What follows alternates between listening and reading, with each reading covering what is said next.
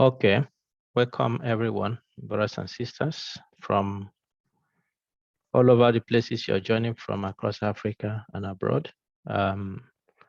We are delighted to have you today, which is the 17th edition of this seminar series we started in January. And this is the last edition we are having in this year, 2021. It's a journey of inspiration. It's a journey of encouragement. It's a journey of network. It's a journey of collaboration. It's a journey of knowing each other and knowing that as Africans, we have so much in common than we have not in common. And one of the things that we have been challenged as we have gone through this year is that as a continent, we have a lot to do. Where do we start?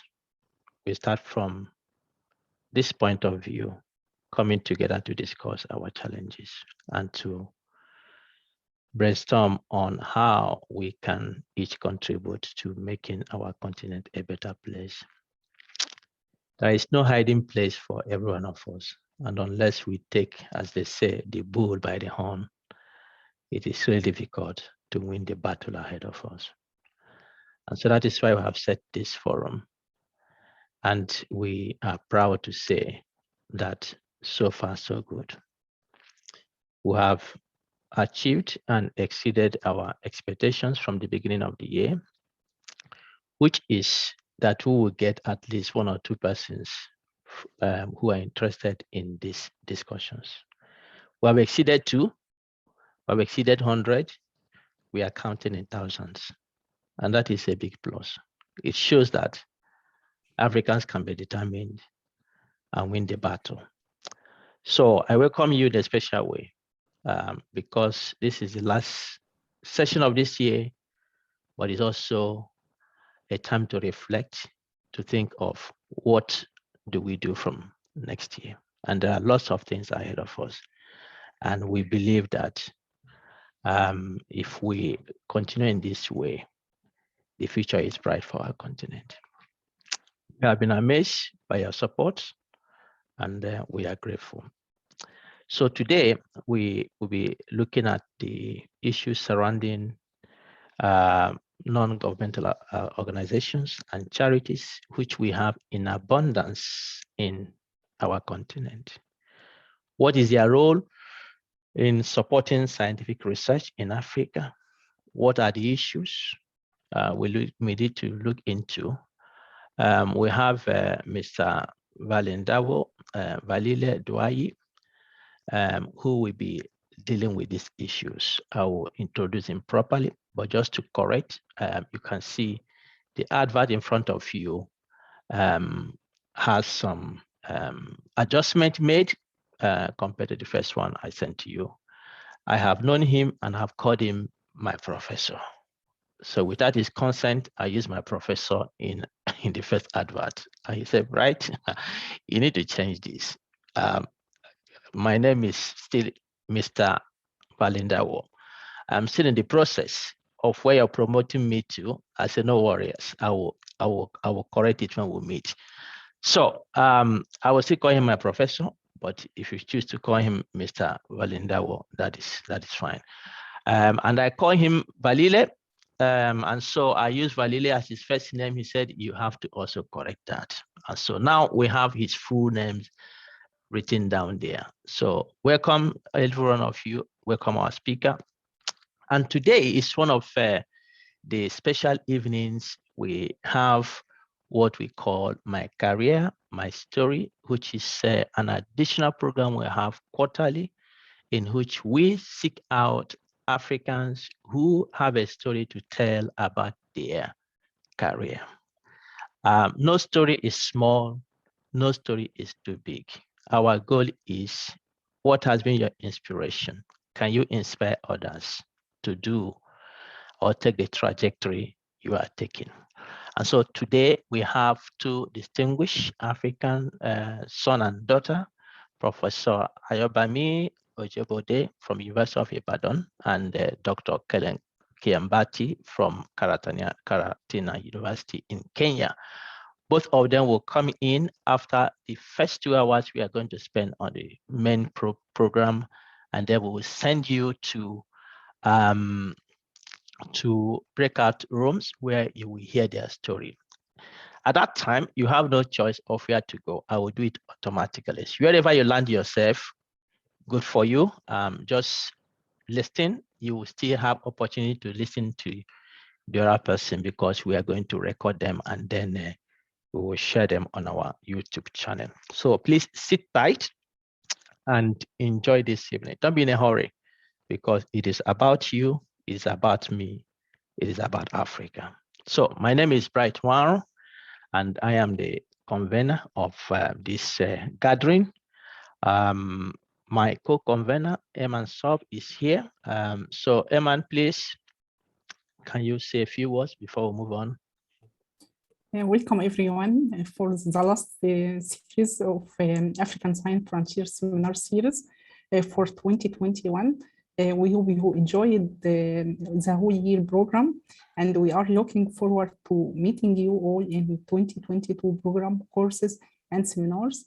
Please visit our YouTube channel and our website and be tuned for the future program, which will be excellent as we prepare for it. Thank you all. Thank you, Eman. All right. I know some of you are new to this platform. So I will do the housekeeping things I do by making the necessary introduction to the platform we have here. So this is African Frontiers, Science Frontiers Initiatives, and we'll call it SFI, which is a platform we have set up for science capacity building in Africa. We engage in training and career development.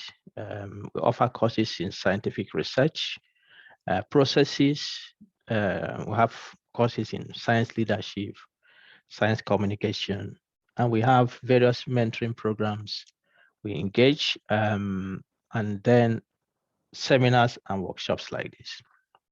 So we have our overarching goal to contribute to Africa's path to development. This is what we think our own goal, our own role could be.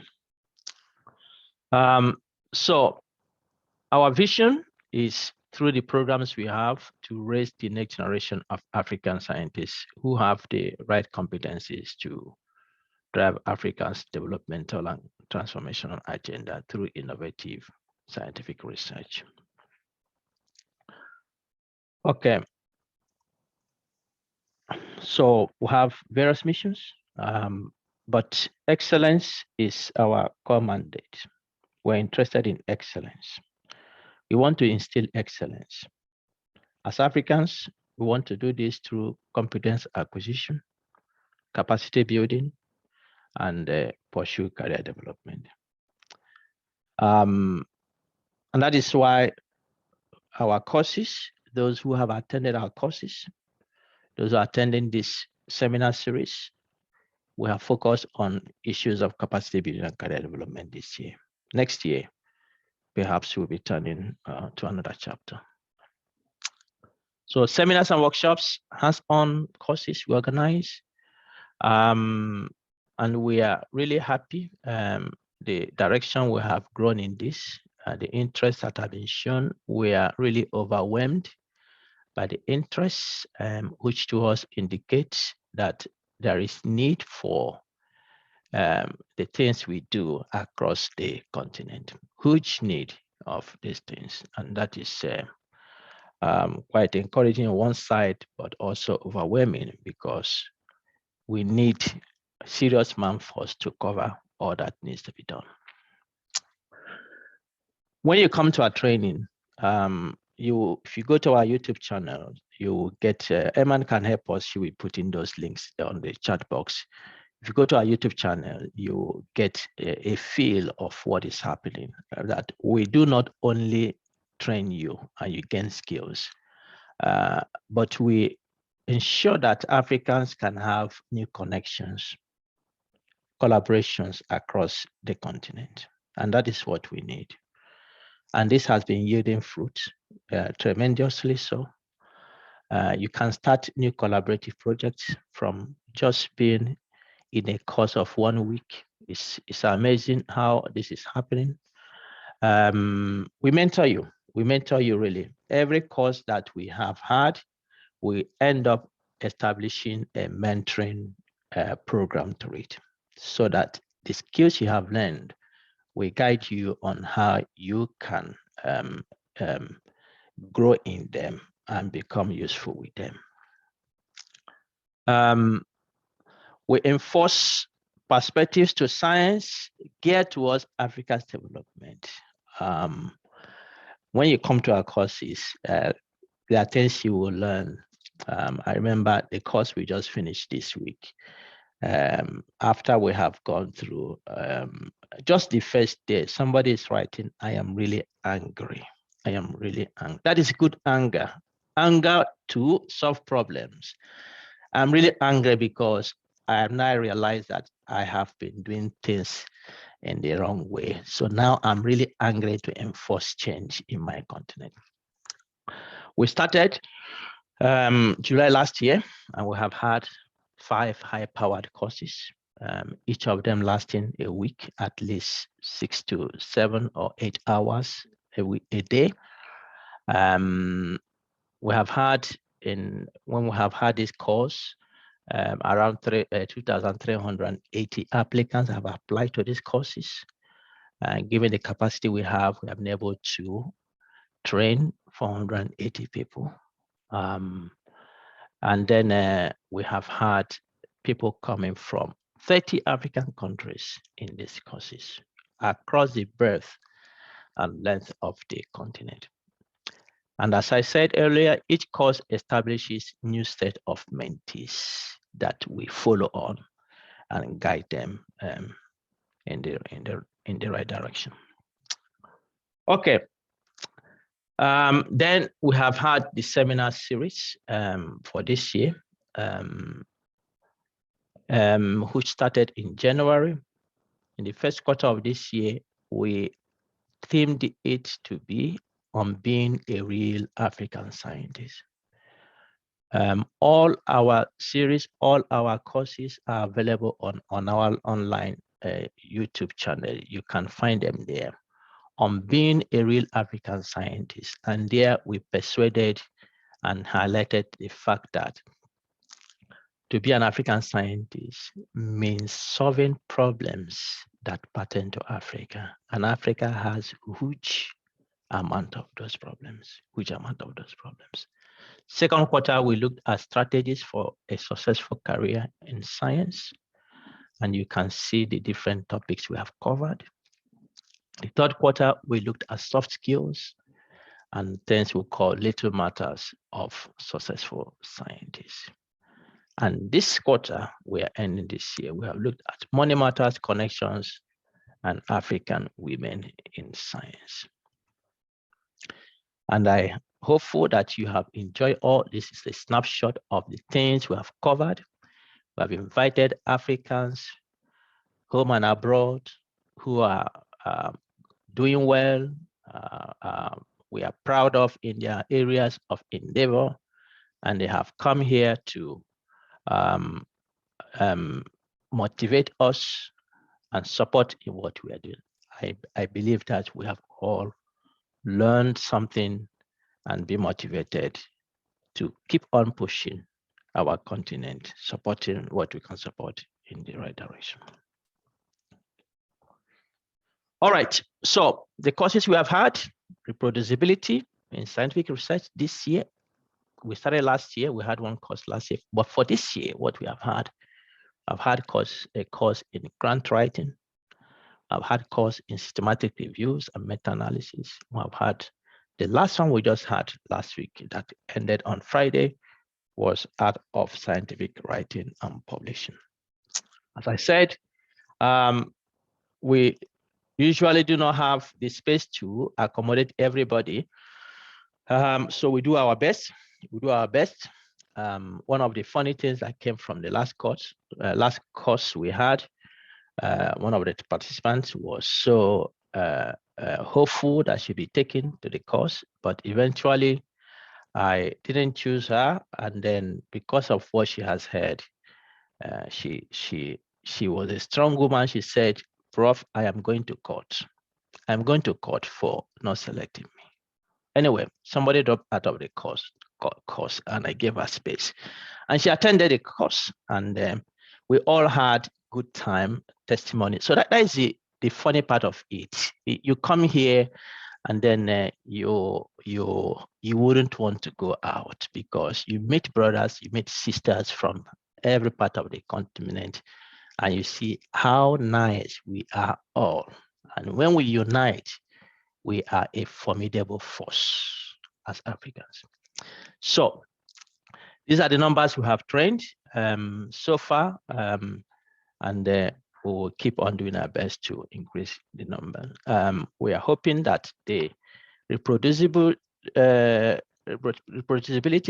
course will be repeated the same time next year, January. So if you're interested, please register. All these courses have their dimensions, and they will surely help you. I don't think anyone has come and regretted. Go to our YouTube channel and you will see the testimonials that are there. And we will be releasing the testimonials for this course. The recordings are on the YouTube channels. Please check them out there. And we started last year, July, and this year, July, we had our first year anniversary, and we had a story to tell, and those who have come through our programs were able to tell their story of how they have come through with ASFI. And that is a story of little beginnings, but we see that there is a big future we have and many things to do in going forward. This is a child of necessity, and we are not really joking about this. All right, just to, that is the introduction we have today. Please make use of your chat box to introduce yourself. I will introduce the speaker now, and please, when he's speaking, do well to put your questions on the chat box, and we will collect them and we will show them to the speaker at the end so that he can address those questions. No question is too small, no question is out of place, please. As far as they are within the context of the topic, please feel free to ask them. Everybody is muted on entering, and so once it's time for questions, and if there is need to omit people to speak, we will do that. Okay. As I've mentioned before, we have Mr. Balindawo Balile Duayi, who is a South African. He is our speaker for today. He is currently the Director of Internationalization of Post-Secondary Education and Training, Sisulu University in South Africa. He's responsible for strategic education on internationalization of post-secondary education. He's also currently a PhD candidate at Rhodes University in South Africa. He has more than 15 years in senior management of university education. He's a member of different organizations, some of which are Higher Education Learning and Teaching Association of Southern Africa, African Leadership Transformation Foundation. He's a founding member of those two organizations. He's a member of the One Africa initiatives, where he continuously contributes to topical issues that surround Africa, liberation of Africa, Africa transformation, and the development of the continent. He's a member of several other professional organizations, and he is, according to him, he addresses himself as an ardent believer in social justice and equity. And that is what we should be as Africans, looking for justice and pursuing equity in our continent. My prof, as I call you, this is opportunity now for you, please. I will stop sharing and the floor is duly yours. Thank you. Yeah, thanks. Thanks, Bright. I'm now trying to load my PowerPoint. I will then begin to make few introductory remarks before I go into my presentation. Thank you very much for the introductions that you have made. I'm happy to see a number of people on this platform from different countries, but I'm particularly impressed to see my fellow South Africans, particularly my colleagues from Walter Sisulu University. I'm seeing some familiar faces and names here, which is quite inspiring. I must thank the organizers for having considered me to come and present this topic, which at the time when it was raised, I really thought this is quite a very foreign topic. I don't know what I'm going to say about it, but the more I thought about it, and with my mind, of course, inquisitive mind, in terms of the social issues, I found myself in a very interesting space in terms of what I'm going to share with you today. You will bear with me a bit. There is someone who's trying to assist me to load the slide. I consider myself a digital immigrant. So these things need some magic fingers, and I don't have any of those fingers. But I hope we're going to win very soon. If you can just be patient with us. Thank you.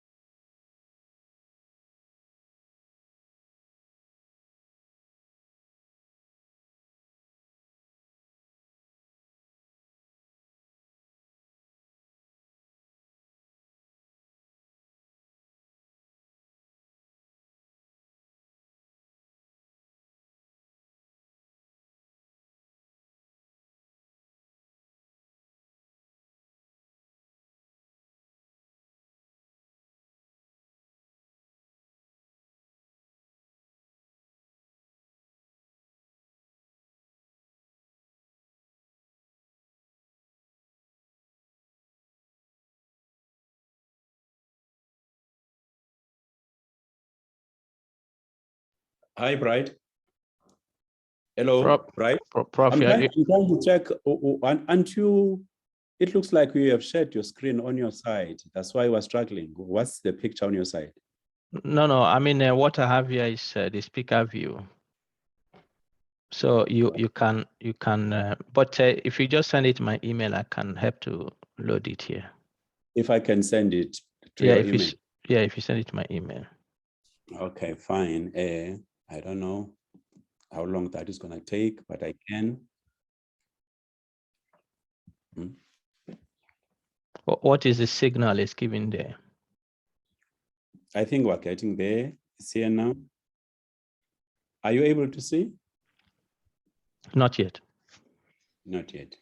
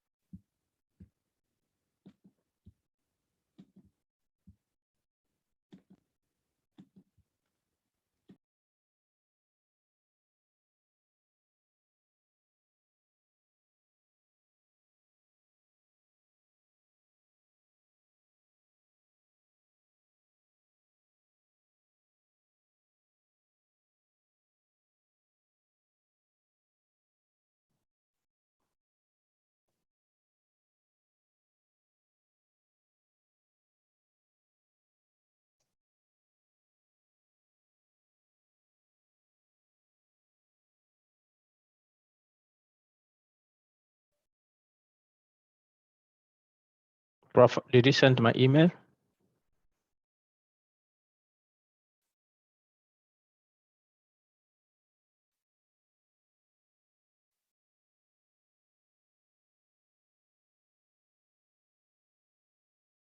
Yeah, no, I'm sending it right now.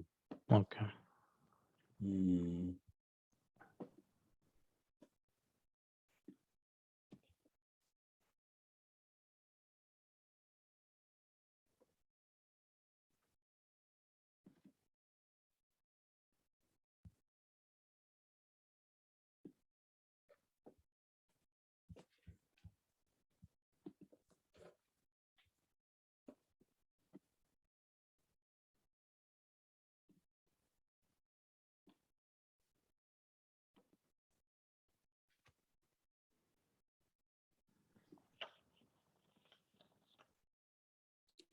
Yeah, I've sent it.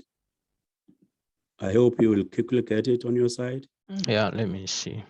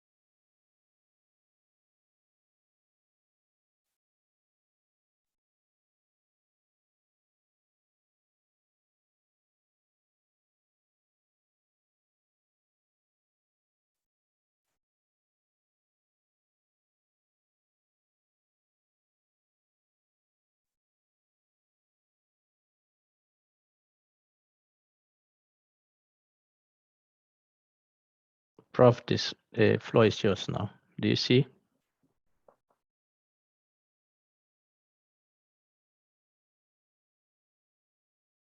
Oh, good. Fine. Thank you very much. Thank you very much, Bright. Colleagues, I'm sorry for this delay. Yes, the topic is self-explanatory, the role of NGOs and charities in promoting scientific research in Africa. I'm making this presentation carrying the identity of my institution, as I've said. The arguments that I'm going to make are about the NGOs and charities, but I will be speaking from the lens of being a university practitioner. So therefore, there are two organizing statements that inform this presentation. One is that when it comes to the NGOs and charities, we can summarize their role by saying good intentions are not enough. Well, the social scientists will remember that we always argue about the necessities of a phenomenon, but the inadequacies of their presence, because life is very dynamic and flexible. There is no point that we would say that what is absolute. The second point is that the tendency is to think that scientific research is the prerogative of universities and research institutes. In this presentation, I will argue that when it comes to considering the role of NGOs and charities, scientific research cannot be left at the whims of research institutes and their hallowed halls. Therefore, my outline, next slide, the outline for the presentation is that I will make a brief statement, a brief explanation of the two statements. I had profiled the NGOs, but I didn't cover that as part of my presentation, but I will talk briefly to those for the purposes of identifying the absences in their vision and mission statements, which in a way surface the need for us to understand that there are serious lacks in their vision statements. And therefore, if we identify them as role players in scientific research, they therefore have to come out quite explicit about their mission statements. The third point is that I will briefly talk about the folly of the NGOs and charity work, particularly when you consider the issue of complexity of power relations in politics of knowledge and the politics of being. And therefore the need for why we have to have paradigm shifts when we think about these institutes. Then there are two proposals I will make that then should help us to engage NGOs or charities in ways that they can embrace scientific research. In order to illustrate my point, I will refer to one foundation which signed an MOU with Walter Sisulu University, the foundation that I founded in 2018, and the projects that we are busy working on. And from there, I will make reflections, then I will share principles that should make a take-home sort of ideas in terms of this presentation. Next slide. Yeah, Prof, try to see if you can control it from your end. Press your button, your next slide button. Can you? Apparently I can't. Yeah, it's working. Good. Yeah, no, thanks. So the intentions aren't always good enough. Why? E-research will only be valuable, not only as espoused, but when it can be impactful and sustainable. That point is a non-negotiable. Secondly, e-research can only be impactful and sustainable if it's driven from ethical and moral leadership practices. And those ethical and moral leadership practices, I would argue, it's when they should constitute the truth and the emancipatory project about the other. The issue about knowledge is that we tend to think about knowledge in terms of othering or otherness or hegemonic tendencies. And in that process, we don't engage what we mean by truth, and we don't engage properly what could be the emancipatory project about people who don't belong to our class, to our race, to our power, and to our privileged spaces. I'm making this statement as a rejoinder to Martin Kirk's argument, who says that despite their good, best efforts, NGOs can't do more than what they might unless they can focus on large-scale shifts in public norms and over time. Therefore, I conducted this research. I checked one article that is very important by Penny Hen, who has summarized NGOs in the global space, like your UNESCO's and UNICEF and all those that are also funded by Bretton Woods Brothers. Then from there, I checked from the African continent. I discovered the top 25 NGOs in Africa. And then I went on to South Africa. I discovered about 19 NGOs that are primed from Google. And then I also checked the Eastern Cape province because I was more interested to check whether there are any of the NGOs that might be having partnerships with Walter Sisulu University, my university. Next slide, please.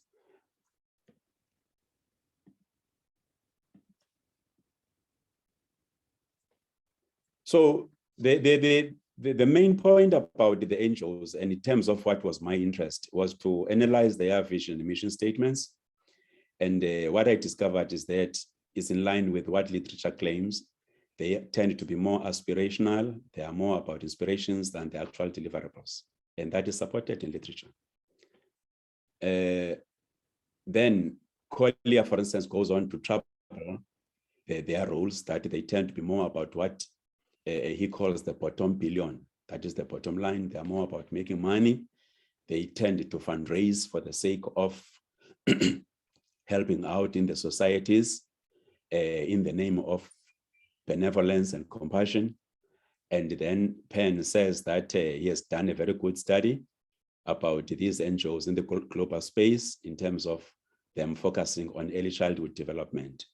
But the most compelling literature or statement is from Martin Kirk, who talks about the constraints that these NGOs are facing because they tend to be located in old paradigm shifts, which are more about the neoliberal discourse, the discourse that doesn't seem to be helpful in terms of what should be the imperatives of the day. Hence, then, I make the argument that perhaps these NGOs need to be thought of as potential partners in conducting scientific research. Next slide, please. Yeah, unfortunately, I can't control it from my side. What do we mean by paradigm shift and the role of NGOs? According to literature, the old paradigm is when an NGO or a charity organization seems to project itself or to position itself more in terms of the power giver and the grateful receiver worldview. The point there and the problem there is that the issues about poverty, unemployment, and inequality, which is that PUI as an acronym, is subconsciously accepted as a natural occurrence, you know. Then people present, or these institutions present themselves that we're here to help you because perhaps naturally you belong to that. And then you begin to understand why, for instance, the program director mentioned that we've got many of these NGOs in Africa. And the question is, are they doing the work that they should do? We have got many of those in South Africa. Are they doing what they are supposed to do? And technically then in this space, the science seminars, the African Science Seminar Series, are we able to trouble this particular problem and say they are doing this, but this is not adequate, they should be doing this? So there are two questions, therefore, that inform this one. The old paradigm, technically, its problem is about the what question. What is it question? In other words, that question is it only preoccupies itself with what works and what doesn't work in terms of the NGOs. And then the statement would be, I'm here to help you. And we say that statement is just a surface ontology statement. It's not enough. The new paradigm statement would be why, the why question. Why what seems to work works that particular way, or why what does not seem to work doesn't work in that particular way. In other words, the first one is about the surface. The second question, which is why, would be about checking the underlying conditions which allows for what work or what doesn't work. In other words, if you were to think in terms of what should be the ideal position for these NGOs, they would project or present themselves in the following statement. I have the resources. How do we work together as a community so that we can assume new developmental trajectories as a community? How do we work together for human flourishing? How do we live for a vision which is bigger than ourselves? And when you think about this particular question, the why question, which is a new paradigm question, and for Africa in particular, you would link it with our own principles of and philosophies of Ubuntu, which are all about dimensions of collectiveness, collaboration, partnerships, integration, and ecosystems. In other words, from an Ubuntu philosophy, we don't think of the other person as a mutually exclusive from who I am as an individual. I think of the other person as belonging to the same ecosystem as I. So that is a notion of Ubuntu. So I think of me as a collective with the other person. So whatever I do it in collaboration. I always think in terms of partnership and integration, what I do. So in other words, what therefore should be promoted as a new paradigm shift for NGOs and charities should be more in terms of the new paradigm. The paradigm that seeks to answer the why question. What are the conditions that constrain these NGOs to do the work that they do and to do it in that particular way, and what can be done about it? The next slide, please. So beyond charity work would therefore be about this particular discourse for social justice. It should be about trying to think about the role of NGOs as the structural causes as engaging the structural causes to problems of poverty, unemployment, and inequalities. And it should be the idea of engaging NGOs, that is research, in terms of the ideas of justice and equity. It is the idea about whatever might be necessary, it is, but it will always remain inadequate because the roles themselves are still locked in terms of the old paradigms. It should be about being transgressive of the current structural and cultural norms. So which means these structural and cultural norms need to be made explicit so that they can be engaged. I therefore make the proposal that there are two ways that we can do that. One is to think about the role of NGOs in terms of what should be the redistributive logics when they engage in research. Then the second point is to think about the role of NGOs in terms of them as participating in a social activity. Social activity, any social activity in terms of contemporary literature must be made up of three elements: an element of structure, an element of culture, and an element of agency. So in other words, when we want to be transgressive of the current structural and cultural norms, we must think in terms of two dimensions. One, the purpose for a redistributive logic. Two, the elements that constitute a social activity. So Program Director, I'm going to take you through now those two models as to how they work and how they can be embraced in order to assist or to engage NGOs so that they can embrace scientific research. Next slide, please. So scientific research and the redistributive logic would be trying to answer the question, what is science for? We know that science is all about the production of knowledge, and that knowledge remains useless until it can be useful for making impactful lives, for engendering sustainable livelihoods. So there would be therefore two elements of production of knowledge and the other element of reproduction of knowledge. In other words, when that knowledge is made accessible to the other.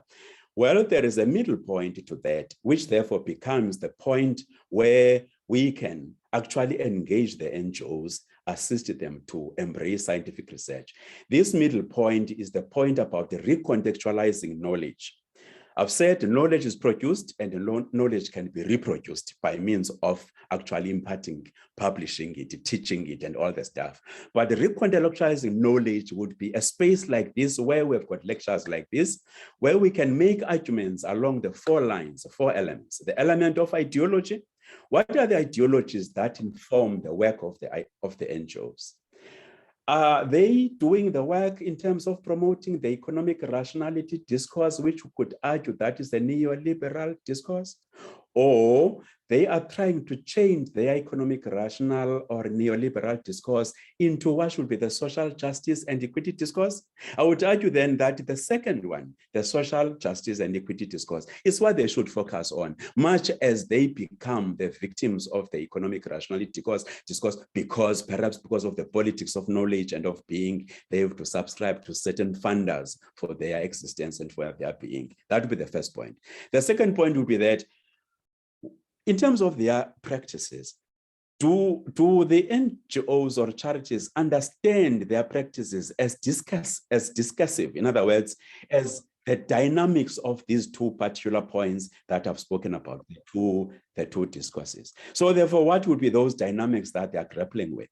In other words, if they are funded by a particular organization and there are certain rules that they're supposed to abide by, and these rules might be political, they might be about imperialism, because we know that most of the funders are coming from the global north.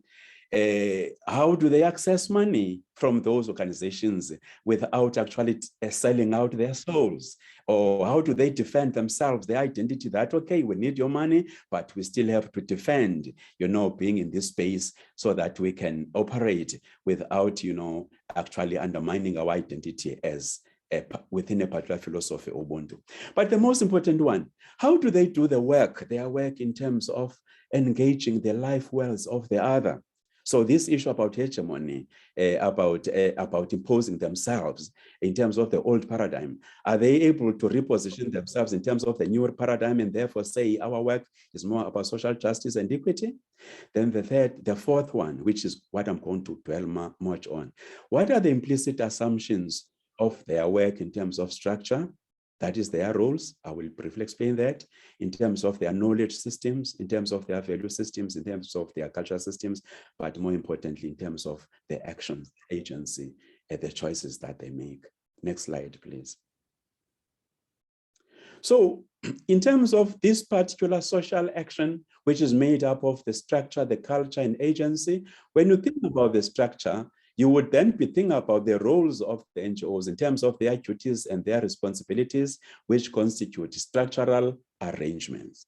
But when you think in terms of their cultures, you'll be thinking in terms of their values, their ideas, and their propositions or belief systems, and that those will then constitute the cultural system. We call those the logical connections. Now, the first two, the culture and the structure, we make argument from a critical realism, particularly the realist social theory, that those are the macro levels of engagement. The third one, which is all about choices, is always about the micro level. In other words, the choices that we make are always at micro level. We make choices in terms of what is the already existing structure, or we make choices in terms of what is already existing knowledge. And then these choices most of the time are conditioned by the nature of the rules, the nature of the structure, or the nature of the culture, or the nature of the ideas and the belief systems. As a result, the structure and the culture themselves are always overbearing to the choices that we have to make. Then that could then begin to tell you why we've got certain institutions, be it NGOs or charities, which find themselves constrained. It's because most of the time they lack the adequate agency in terms of the choices that they should make, because the situation might be very much overbearing to them. Next slide, please. So scientific research, therefore, is all about dynamics of being and becoming, particularly if you think about these three. It's all about understanding these three elements of structure, culture, and agency as in a form of perpetual interplays. They are about the complexity of power relations in politics of knowledge and politics of being about the structure, the roles, and the knowledge being about the culture. But most importantly, the choices that have to be made in terms of the right choices or the right practices. So then the argument would be, while the NGOs and charities' roles are significant, their actual analysis when it comes to their roles in scientific research must focus on their characters, must focus on the assumed trajectories, and must focus on what are the actual dynamics of their operations. Next slide, please. So scientific research for NGOs, therefore, when it's considered from the point of a social realist program, is that they need to be empowered to engage complex questions about their existence. And as I've said before, these complex questions are about engaging the old paradigms, which tend to be more about economic rationality and neoliberalism, but in terms of new paradigms, which are more about social justice and equity, by focusing on the structural mechanisms. Scientific research for them should be about identification of the required expertise or knowledge systems and the processes of navigating these over time so that they can claim their space as being actually anchored in the discourse of social justice and equity. Scientific research for them should be about the development of corporate agency in them in terms of not just immediate gains, but over a period of time. It should be about engaging the barriers of their systemic change by ensuring that their work in terms of their frames of thinking is troubled from their individualistic powers to the point where corporate agency can actually emerge. They need to be assisted in terms of engaging their thought processes as to how do they look at the problem or the object at hand, because anything that validates and strengthens that frame and those values would become problematic if it is not problematized further in terms of the roles, the structure, in terms of the beliefs, the culture, and in terms of the agency, the choices. Next slide, please.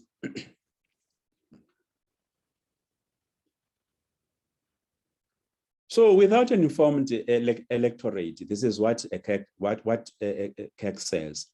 The reason why we need corporate agency in assisting NGOs. Without informed electorate, politicians will continue to use the bottom line merely for photo shoot sessions, rather than promoting real transformations. So in other words, when we engage the powers that be, let us not just be excited about taking pictures with the funders, but we must know, we must try to claim our space if we're working in NGOs. So the proposed approach that I would make in terms of doing that further to the perspectives that I've shared is that the individual rights discourse need to be promoted at micro level for us to understand that each individual who is involved or who is affected by the work of the NGOs is allowed to understand the value of doing the work, while at the same time promoting the cultural differences of the work. Because there can't be any one size fits all. There might be agenda for the NGOs that they must do certain ways, certain works in particular ways, but the question of the context and the cultural differences needs to be recognized. And for that to happen, one may have to think in terms of ability, capacity, and capabilities development. One may have to think in terms of their roles, in terms of what is generally known as the quadruple helix model, where a university can work with the industry and government and NGOs in order to operate within this particular ecosystem.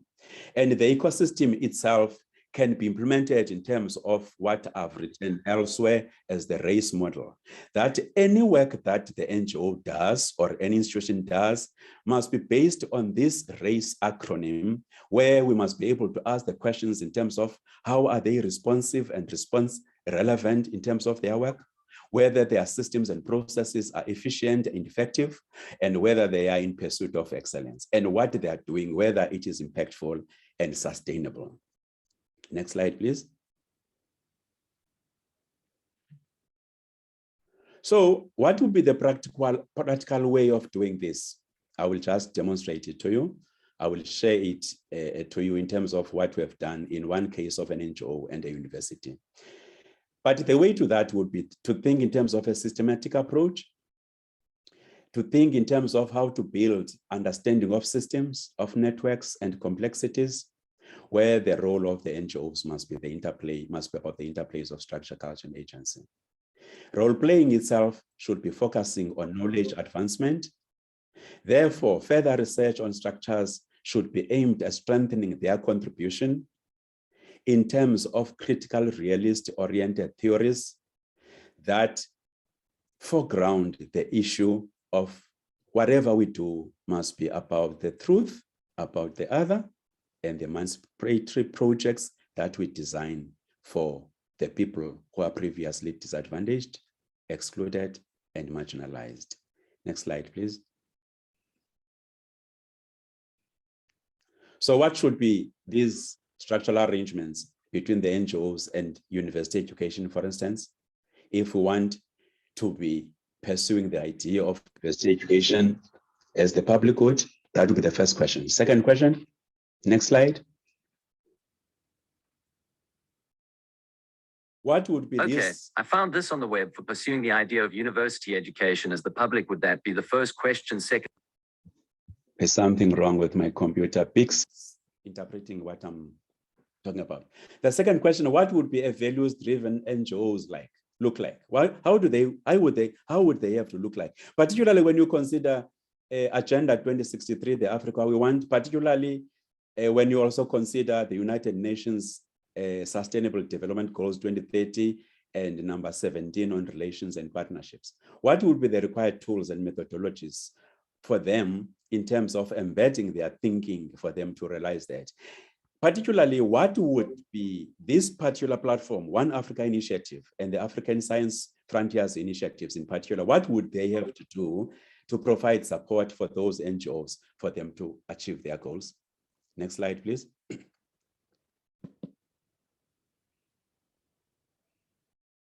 At the level of agency, we would have to link the first two questions with this third one. Who runs these NGOs and what expertise are they required in understanding them and what they can be engaged in as redistributive projects? What could be the implicit assumptions of structure, culture, and agency? What would be the ideology of being? What would be the nature of their discursive spaces? And how would they then be engaging the otherness or othering in their operations? Next slide, please. Walter Sisulu University, for instance, where I operate, is categorized as the second lowest university in terms of performance rates, in terms of the total universities, which are 26 in the country. Why is that the case? It's because we're still located in the former homelands. We're still categorized as a historically disadvantaged institutions. We're still affected by what is known as students from working class families. And these are the remnants of what, according to history, still remains the results of settler colonialism and the old racist apartheid systems. These are the factors that still affect us at this university, almost 30 years into our democracy. However, recently we've just developed a Walter Sisulu Vision 2030, and whose motto is Pursuit for Excellence. This may sound contradictory that we are regarded as the second lowest in terms of our profile, yet we embrace this particular motto about excellence. What does that mean? It means we want to elaborate, we want to engage, we want to deconstruct the notion of excellence in terms of our context. Now compare this university with this particular foundation, the Africa Leadership Transformation Foundation. This is the foundation that I was a member of. We co-founded it in 2018. We set up a goal for ourselves to train 1 million leaders in 10 countries and in the next 10 years. In other words, by 2027, we want to see 1 million people having been trained, and we've conducted training in Kenya, we've conducted training in Ghana. We are busy conducting training in Zambia this year, and we'll be focusing on South Africa next year. We're busy preparing some grounds to work with Walter Sisulu University, where Walter Sisulu will be the launch pad for this kind of work. There are two projects that we're working on, which will make the point that Walter Sisulu becomes an expansive space for this particular NGO so that it can become involved in scientific research, while we also be assisting the university itself to advance its scientific research. There are two projects that we are busy conceptualizing. The first one is called the Faith Change Makers Developmental Program, where the international office is directly involved. I'm directly involved there. I'm developing a curriculum to make it a point that there are people who are very passionate about transforming their communities. These people need not be in positions of power in terms of their church spaces, but they can use their religions or their spirituality to actually drive changes in their community. So this is one program that we're working on. The second program that we're working on is called Women in Leadership Program, where we have involved scholars from the Faculty of Humanities, Social Sciences, and Law.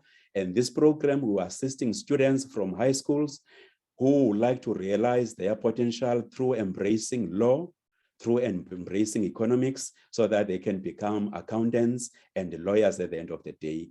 That proposal, we would like to see it happening at WUSU, helping those students from high school and those that are doing their first year, so that they can become anchored in their fields. And we are focusing that more on leadership development.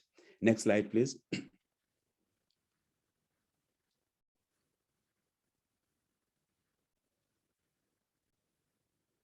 So the likelihood about this work with WUSU, between the ALT Foundation and WUSU, is that the vision and mission statement of Walter Sisulu and also of the foundation will be re-elaborated and be contextualized. It will not be a question of us subscribing to who the funders are for the ALT Foundation, but it will be a question of what are the needs for Walter Sisulu University and how then we as the NGO can assist this university to understand its mission and then re-elaborate on its mission in ways that are more contextualized. The likelihood is that we will be impacting on the policies of the university, particularly the community engagement policy. We are likely to impact on the staff appointments and promotions policy in terms of how those policies will be enacted. I'm sorry. So you can imagine that the people who will be involved in this work will make claims that they're involved in a community engagement work. They will refer to the work that they'll be doing with us as the foundation in order to make claims for them to be promoted in terms of higher ranks, and therefore will have assisted in the idea of a university, not just as an ivory tower, but an institution that is socially embedded by working with the NGO or with this particular foundation. We will be doing this partly as a way of assisting the university to implement its strategy 2024, and you can imagine in terms of this work that will be informing how the work is done in terms of the methodology and the expertise that needs to be in place. What will be the potential research frontiers of doing this work?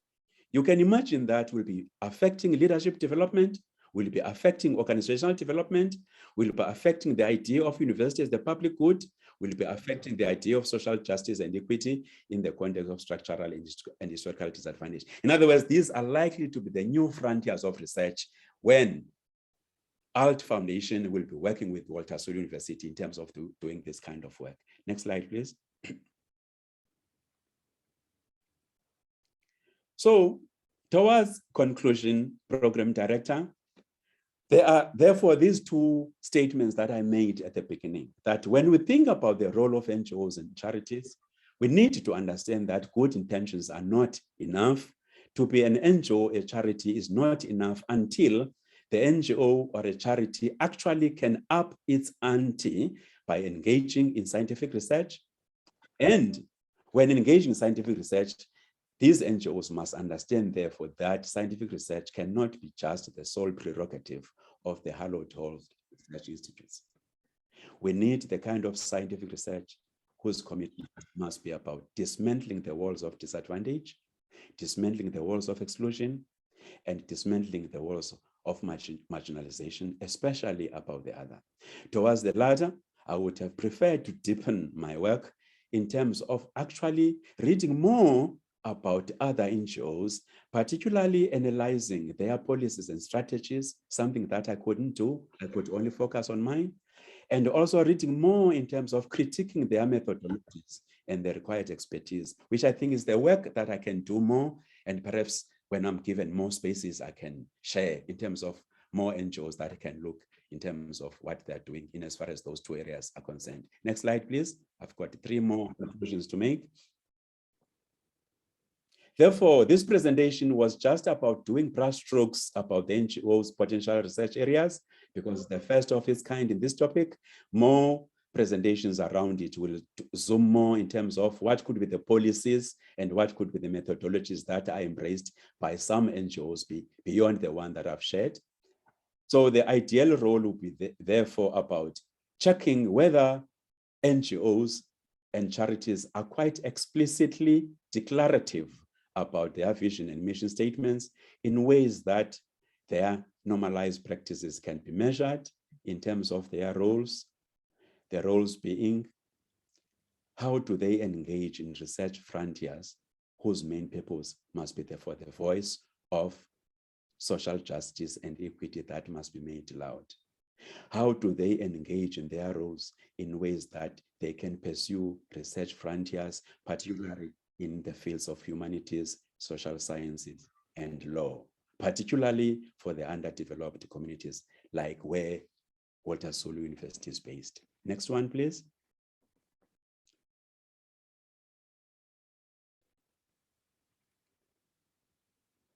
The next point would be, how are they creative? And how can they be creative about what should be emerging spaces for promoting scholarship of engagement, as I've just alluded to, is of the ALT Foundation? What kind of research could they engage in ways that research could be quite explicit about the ideological positions and the emancipatory projects that they must embrace? And what kind of ontological questions can they engage? And that ontological question would be, are they satisfied for appearing as just, compassionate, and benevolent in the society? Or they need to trouble their own statements or claims about compassion and benevolence in ways that they can critique themselves in a way that they can be transgressive about the existing socio-cultural norms? That would be the question. The next one.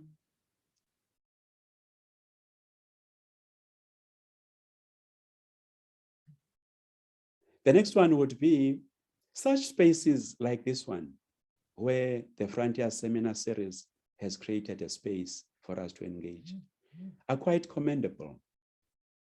We need to engage so that we can understand the complexity of power relations and the politics of knowledge, especially as dictated from the global north, and then claim our space, particularly by ensuring that we can deal with the micropolitics of our being, even if the micropolitics of our being means we must engage the macropolitics of our funders. Therefore, this platform, as the Frontier Science Seminar Series, needs to be commended and do more of the work as it currently does. Perhaps this platform needs to think about what could be the association of NGOs and charities for scientific research in Africa, and how that association can be elaborated on at local, regional, and national level, where we can work with universities in our own country. At national level, this particular platform or this association could engage the existing governments of the day and check how do they understand the NGOs and charities? How do they support them? So that they are not just there as stopgap measures for the kind of social problems that are encountered, but they are supported in ways that what can be prototyped, what can be tried out by the NGOs, can be ultimately be embraced by the government as part of assisting the government to do its work as the state in terms of sustainable livelihoods. That's the kind of research we can embark on, and that's the kind of spaces that we can create from this point onwards, so that the idea of an NGO is not seen as a once-off or as a stopgap, but it can be seen in impactful and sustainable ways. The next one, please. So if there are any basic principles that you were to ask me, what are the 3 points that I can share as a take home from this presentation, is that the first one, we must understand that the role of the NGOs and charity cannot be seen as the proxy for the actual work that needs to be done. It remains a role. It remains a role. How it is measured, it is in terms of the results. Therefore, we would need to conduct a research in terms of the actual results, and those results have to look at the structural arrangement about the NGOs in terms of their vision, in terms of their mission statements, in terms of their policies, in terms of their strategies. And this is the kind of research I want to embark on going forward. That would be the first point. The second point is that we would have to understand that the knowledge domains in which the NGOs are engaged in is not a value-free exercise. Knowledge is a contested area. It's always an apolitical space. It's always an agricultural space. It's not a neutral space. So knowledge is contested. So when we think about NGOs and them engage in research, we must know that they must be ready they must be firm enough that when they engage in research, they are engaged in a space which is very much contested, and that space is not a valuable space. Then the third principle is that the question of agency. They cannot just make choices. Their choices will always be conditioned by the first two points. Therefore, they need a lot of capacity building. We need to assist them in research. We need to empower them so that they can conduct research in terms of their own missions and visions. And they must have the ability to unpack these 3 points, do some kind of analysis in terms of their missions and visions, and then reposition themselves in ways that they can be impactful and sustainable. I think that was the last one. Therefore, Program Director, I thank you for allowing me to make this presentation. Enkosi, Imela, Medawasi, Ese, Nawapenda. Thank you very much.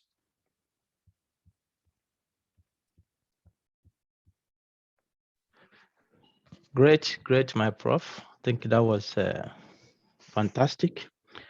I think you have raised several questions here.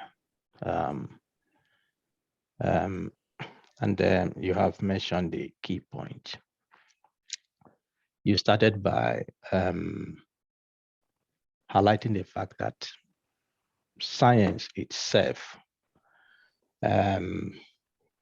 remains empty until the knowledge it generates is contextualized. Yes. And who does this? For Africa, who does this? Can the NGOs play a role? And then you took an ontological perspective to try to dissect the issues around NGOs in Africa. My conclusion actually is that, I mean, the thing you mentioned that this is, you have just scratched the surface. There is room to dig deeper. Yeah. Because it's the terminology you mentioned, the bottom billion, it's quite interesting. I don't know. I've not counted how many NGOs are there or charities are there in my own country, in Nigeria, or in South Africa, or in Kenya, in Egypt. So many things are happening. And so it's a big question on whether the NGOs, as other agencies we have in our continent, are contributing positively in terms of helping us to move away from our problems, or taking the interventionist approach, if that is compounding the problems.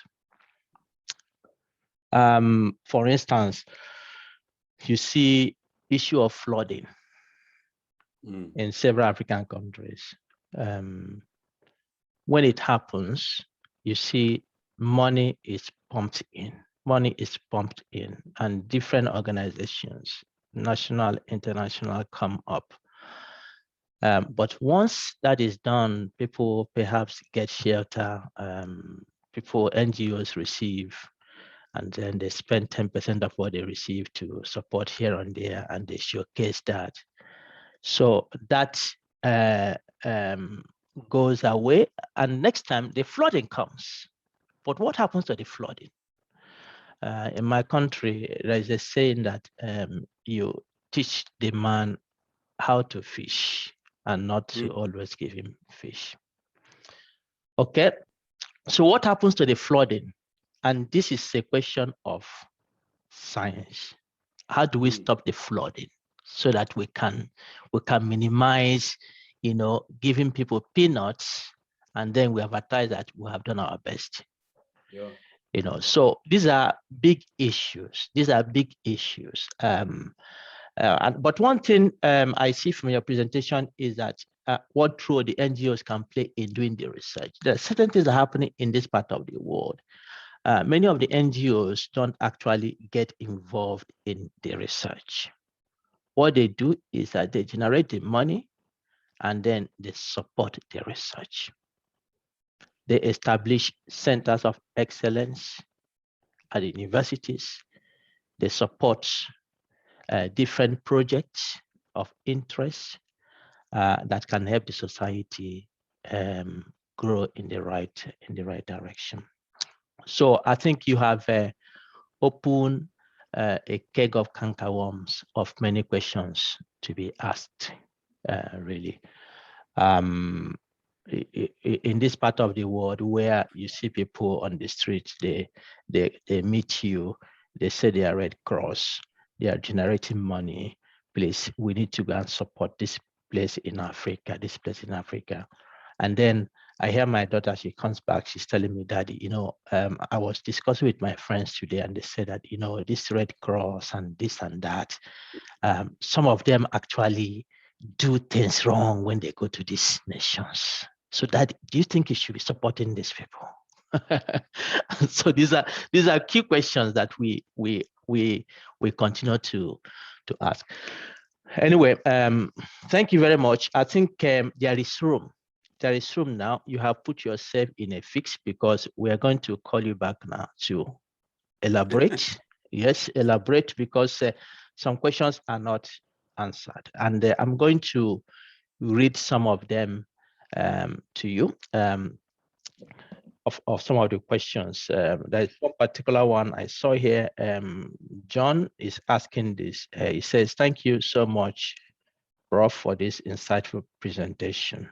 Please, I was just wondering how feasible it will or has been to change the ideology or path of NGOs whose initial focus has not been oriented towards scientific research. How would this align with their vision, and how would this be sustainable?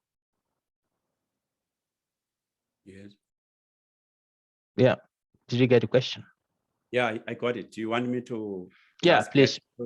Yeah, go ahead. Go ahead. Do that. No, thanks. That question is a very good one. In fact, before I answer that question, you made 2 points in your reflections on my presentation about flooding, and my observation in terms of working international projects was that the tendency is that the money is received, but it disappears on the delivery chain before it actually gets to the customer, you see? And it's quite an interesting issue there because it has to do with this complexity of power relations. People get the money instead of ensuring that the money does what it's supposed to do, you find that it disappears on the delivery chain. And there are a lot of excuses that are normally made when people are doing that. I regard that as an integrity issue, as an ethical issue. Fortunately, at the ALT Foundation, which I'm a board member of, we conduct a lot of training on leadership as integrity. How do you practice leadership? By being in integrity. So there are certain principles that we teach there. We try to impart to people in terms of promoting their consciousness as to what it means to be in integrity. That's the first point. Then you also made a point about the NGOs not being explicit about research. Yes, this is the point I wanted to make. You know, when we were analyzing the top 25 NGOs, particularly in the global space, we analyzed their vision and mission statements. We couldn't find even a single word that reads research. That was quite interesting. We couldn't find it. I had a team of people in my office who assisted me in terms of this paper from Helen Penn. They are listed in that paper, but if you read their mission statement, there's no single word in terms of research.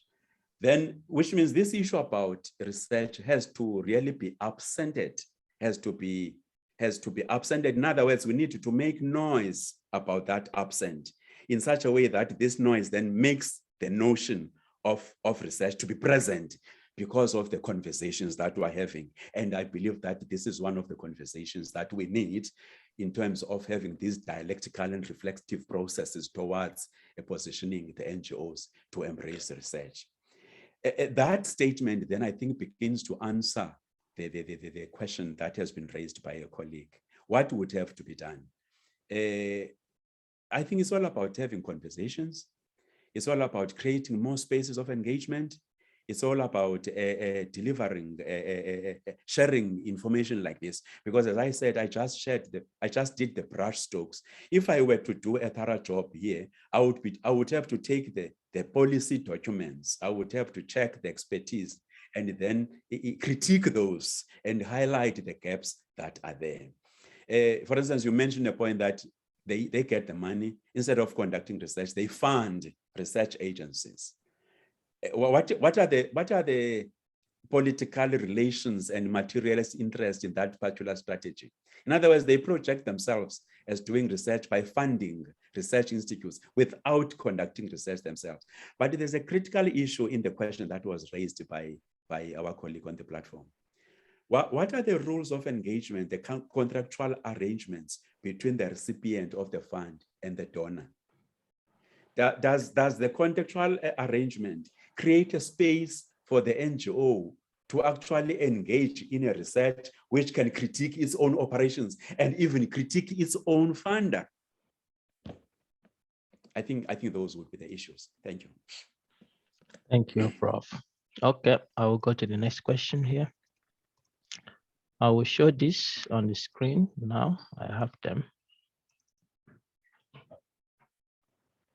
Okay, what are the likely strategies to demand responsiveness and commitment to real and stated needs by communities for future generations, and just not the current superficial actions that we see from NGOs who blame luck or lack of adequate funds to meet needs comprehensively?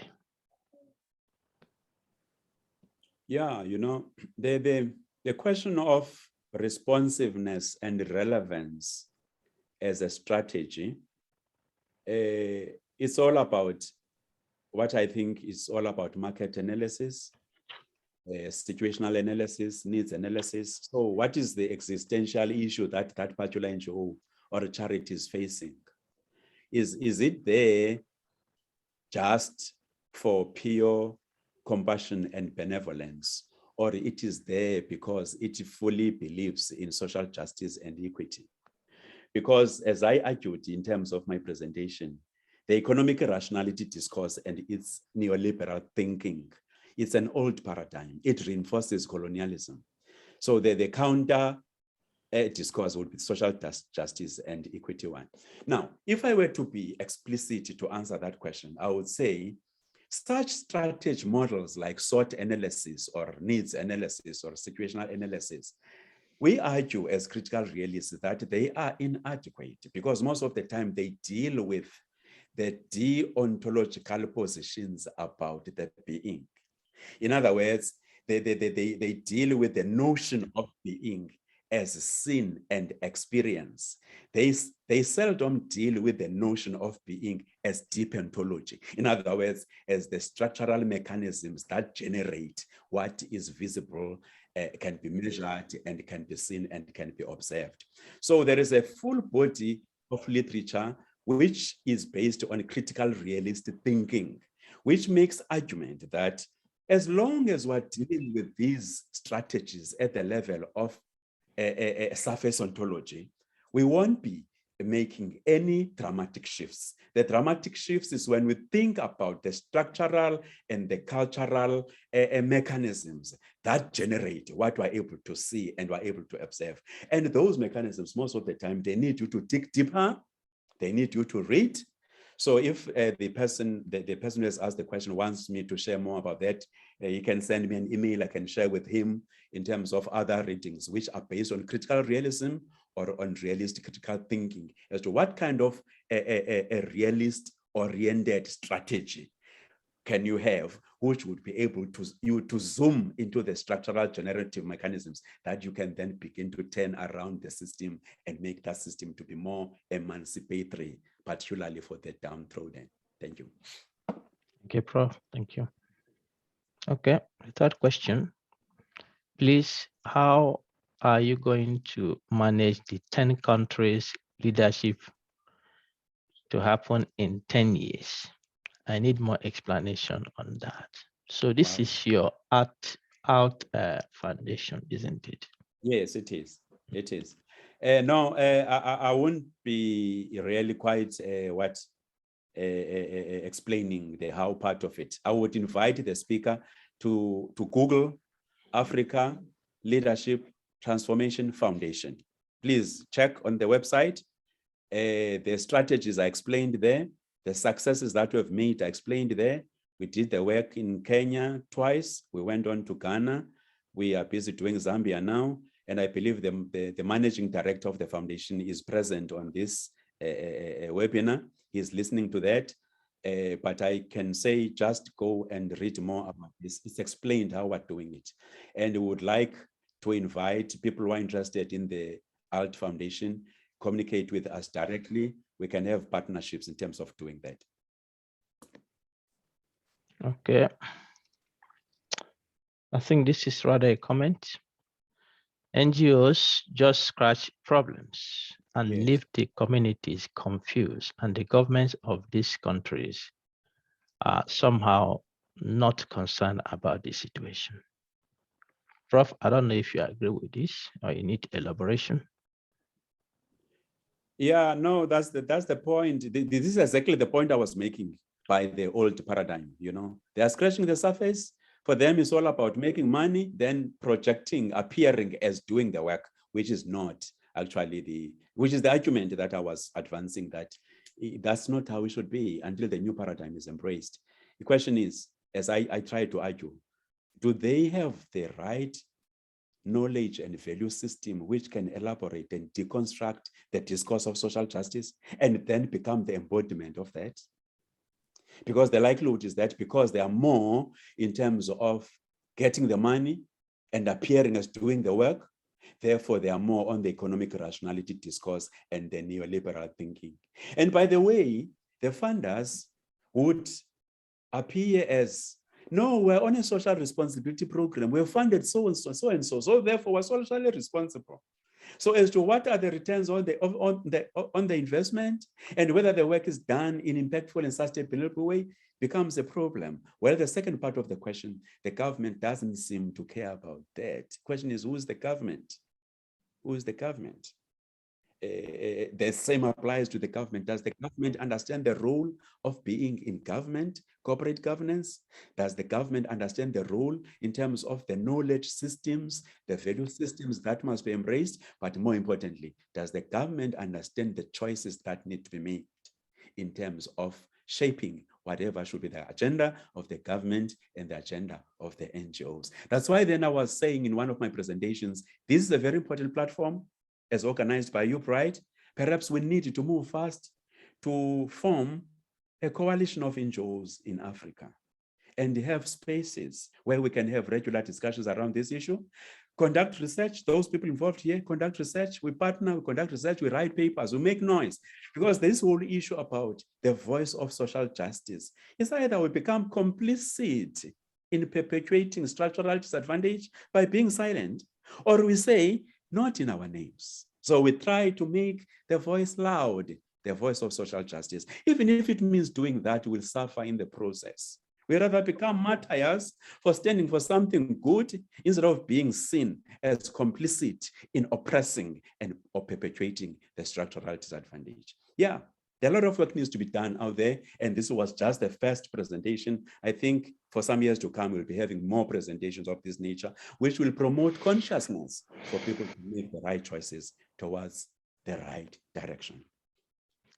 Yeah, Prof, I will show the next question, but thanks very much for, I see the fire burning under your legs. We are also hot, Prof, yeah, and I think it's a good encouragement. We need to really shout on top of the roof, because otherwise things are not going to, things are not going to change. We can't continue to be the scum of the world as Africa. All right. Here is a similar one. Red Cross in Kenya use a lot of resources to help Kenyans in distress, but do nothing about the causes of the situations. Yes, that's one of the things I was alluding to when it comes to the flood. And that's one example. Yes. You know, the point about addressing the causes goes back to the whole issue I talked about in terms of surface ontology and deep ontology. surface ontology is all about having these events, meetings, photo sessions, you know, and then making claims by having pictures on the newspapers that we have done ABCT, yet the problems continue. We argue from critical realism that that is all about surface ontology. It has to do with the deontologized ways of doing the work and the self-referential explanations about the social phenomenon.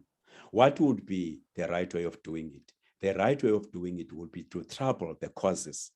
In other words, the first one, as I shared in my PowerPoint presentation, is about what works and what doesn't work. That's surface ontology. The deep one would be, why is it that what works seem to work the way that it does? In other words, when you begin to ask the why question, you are dealing with the what? The causal factors. You are dealing with the structural and the cultural mechanisms that generate what appears on surface. Yes, so the matter of causation, the causal factors, really will become the most interesting issue, particularly for social scientists, because we understand how management theories of the day, they tend to promote purist ways of thinking and postmodernistic ways of thinking, which reinforce the status quo. We argue, as scholars who belong to critical realism, which is a field within social sciences and sociology in particular, that no, those ways of thinking, those purist ways of thinking according to leadership and management, or postmodernist ways of thinking according to scholars of the day, which claim criticality, yet the system doesn't change, those are not enough. You need a critical realist way. Critical realist way are the ways that are transcendental about both the positivist thinking and the constructivist thinking. And then they allow you to think outside the box. You begin to say, what if what I claim to know might not be the actual truth? Therefore, how do we engage? How do we become open about our thinking? How do we become open about what we claim as epistemology and think about what it might be, which is the ontological issue. At Alt Foundation, we are pursuing this question. Leadership as an ontology.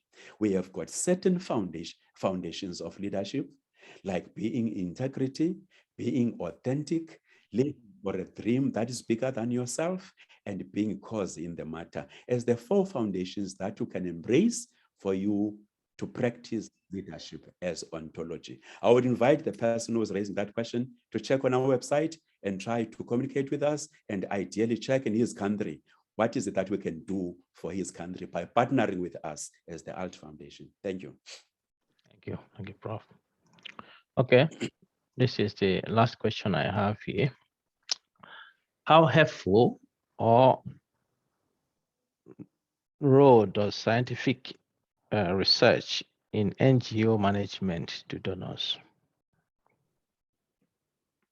Yeah, you know, I think this question actually is the flip side of the one that was mentioned at the beginning, and it highlights the whole issue about donor funding. Actually, we call it, when I used to do a lot of work for USAID and for NAFIC, the politics of donor funding.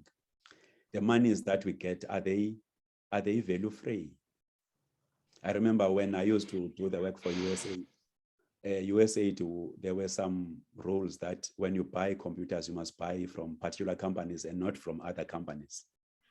So therefore, if an NGO would have to conduct a scientific research about its work, the question seems to be, would that be helpful for the donor?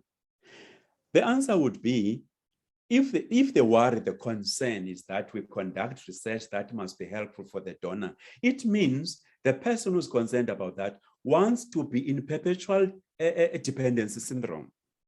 Ideally, a good NGO, I would argue, must position itself that it doesn't become what?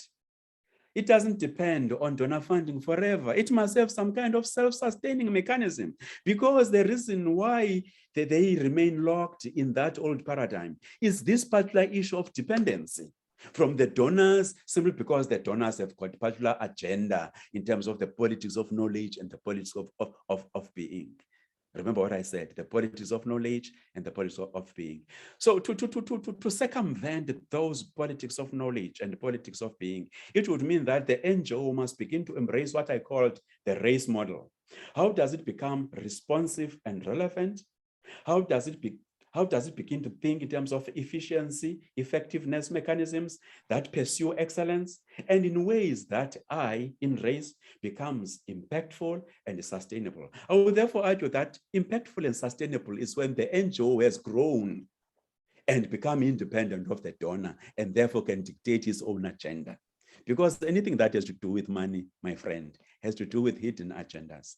You don't do according to how you are funded, you lose the money. But the question is, how do you prepare yourself so that you can stand on your own one day and therefore embrace this particular issue, the discourse of social justice and equity? Wow. Prof, thanks very much. So we have raised more questions than answers today. So there's room now to see how we, in the next conversation, Brian. Yes, there's room to see how we can take them one by one and move forward. Africa needs to change and we must change. I think it's also gladdening to hear you mentioning SFI, the space we have occupied, and we want to ensure that we make our voice heard, and we do our best. We are also in a preliminary conversation with the Art Foundation. I think that we'll see how that progress, but there is a very good prospect that we have opportunities to work together to make needed change. And I agree with the point you made that we need association of NGOs in the continent. And doing this, I think we need very strict criteria of who is a member of that association. Well, that is another talk for another day. But we appreciate your presence here and coming here to give us this highlight. There are some questions that came up on whether it is possible to get your presentation. Some of the participants have requested for that. Yeah, it is possible. Honestly, I believe in knowledge commons. I believe that knowledge must be made available to whoever wants to make use of it. But I will give you the updated version of it with the clear references in terms of the list that I cited, including the relevant reference for the presentation in case one wants to make use of it. For instance, I just want to make the last two statements. There has been this recurring theme in what I've been saying, making loud the voice of social justice in a way that can be emancipatory for the other. This statement is coming from Emperor Haile Selassie. And he makes this statement together with the two other statements that I would like to be noted by participants in this platform. That for social justice to continue, it takes the inaction of those who should have acted. So I made the point that most of the time we become complicit in perpetuating structural disadvantage by being quiet, you know. So Haile Selassie says it takes the inaction of those who should have acted for structural disadvantage to be perpetuated. Then he goes on to say, it takes the indifference of those who should have known better. The point is, now we know, what are we going to do about it? All the people who participate in this platform, in one way or another, they have been conscientized. What kind of choices are they going to make beyond this point? So 3 points: making loud the voice for social justice and equity, being active instead of being inactive in terms of what is required of us, and engaging our indifference, because now we know. So those would be my parting shot, Program Director. Thank you very much. Thank you. Thank you very much, Prof. I think that's a very good point to end it. So you have heard, what will you do about it? And that is one of the things we stress at the SFI platforms, our courses. You have heard, what do you do? Go back to your institutions, go back to your colleagues, go back to your students. The spirit you have received, let's give back, because we need a change. We can't continue to remain where we are and then expect miracles to happen. We are the miracles. Okay, so we are grateful to Prof. Valile Douayi, who has elaborated on this point, and I think we have much more to discuss in the future regarding the role of NGOs in scientific research in Africa. So now we have time to go to our next program, My Career, My Story. As I mentioned previously, we have two distinguished Africans, Professor Ayobami Ojebode from University of Ibadan, Nigeria, and then Dr. Kellen Kiambati from Karatina University in Kenya. So we are going to break out two breakout sessions. One group will go to Prof. Ojebode's talk, and then one will go to Dr. Kiambati's talk. I've done it automatically, so nobody should feel cheated or who wants to be in one group and it's not there. So please, let's go out. We have 30 minutes to listen to them, and then we'll come back to the general session to have the closing remarks, and then we'll call it a day from here. All right, so I will just open the rooms now, and please join your own room, and see you in 30 minutes.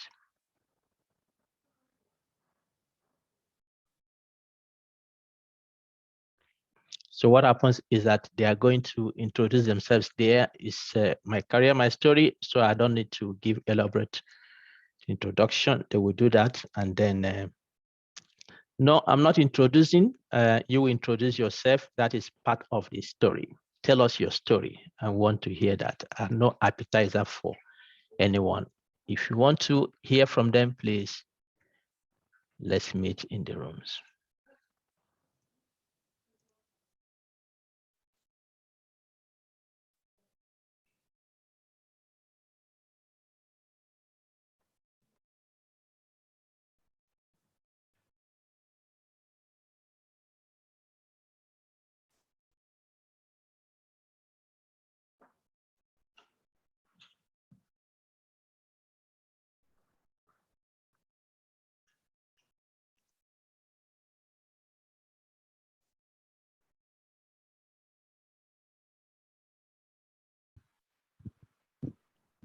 Okay, Prof. Jebode, the floor is yours.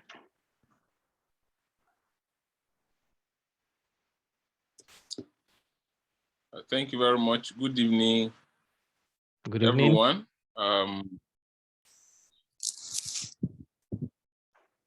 It's my pleasure to be here this evening to discuss with you on the topic, My Career, My Story.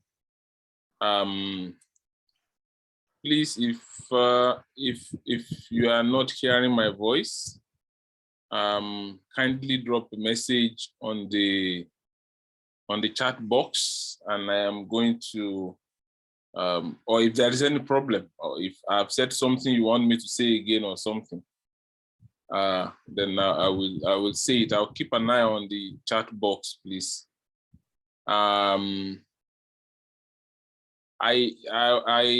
mean, I heard that we have 30 minutes for this session, and I'm hoping that I'll speak for about 15 minutes, and then we'll have a question and answer, some kind of interaction, and so that if we have questions, then I can respond to them.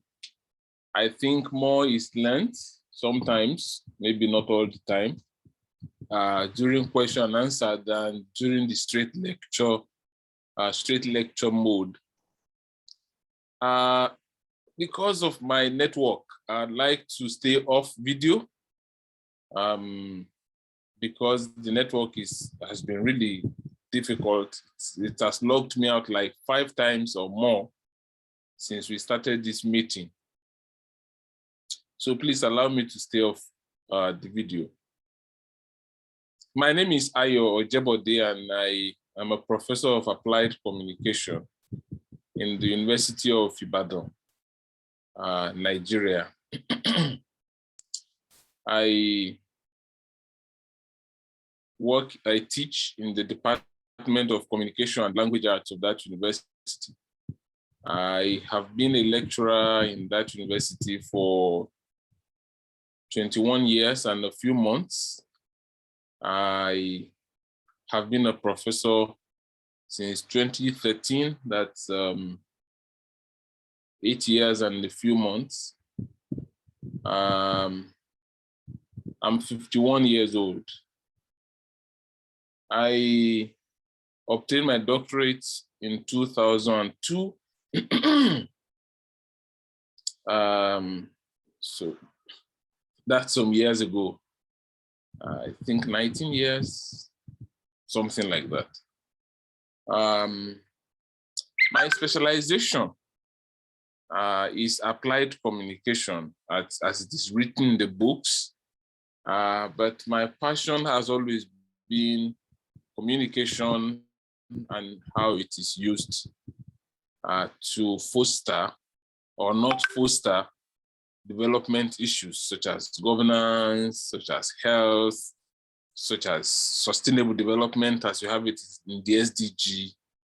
My passion is also for people at the community level and how they use communication to foster development at that level and governance as well at that level. I also have a strong passion for research methodology and research uptake.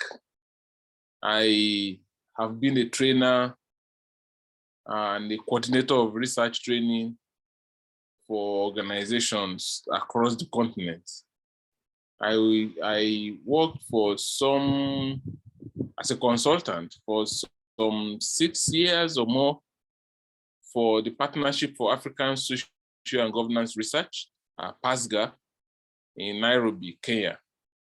What we did at PASGA was to help early career researchers, PhD students, those who have just completed their studies, to help them to develop policy-engaged research methods.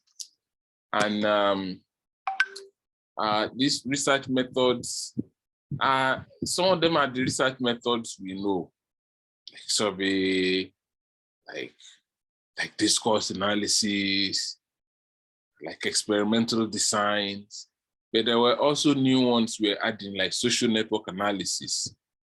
At the center of this training was the idea that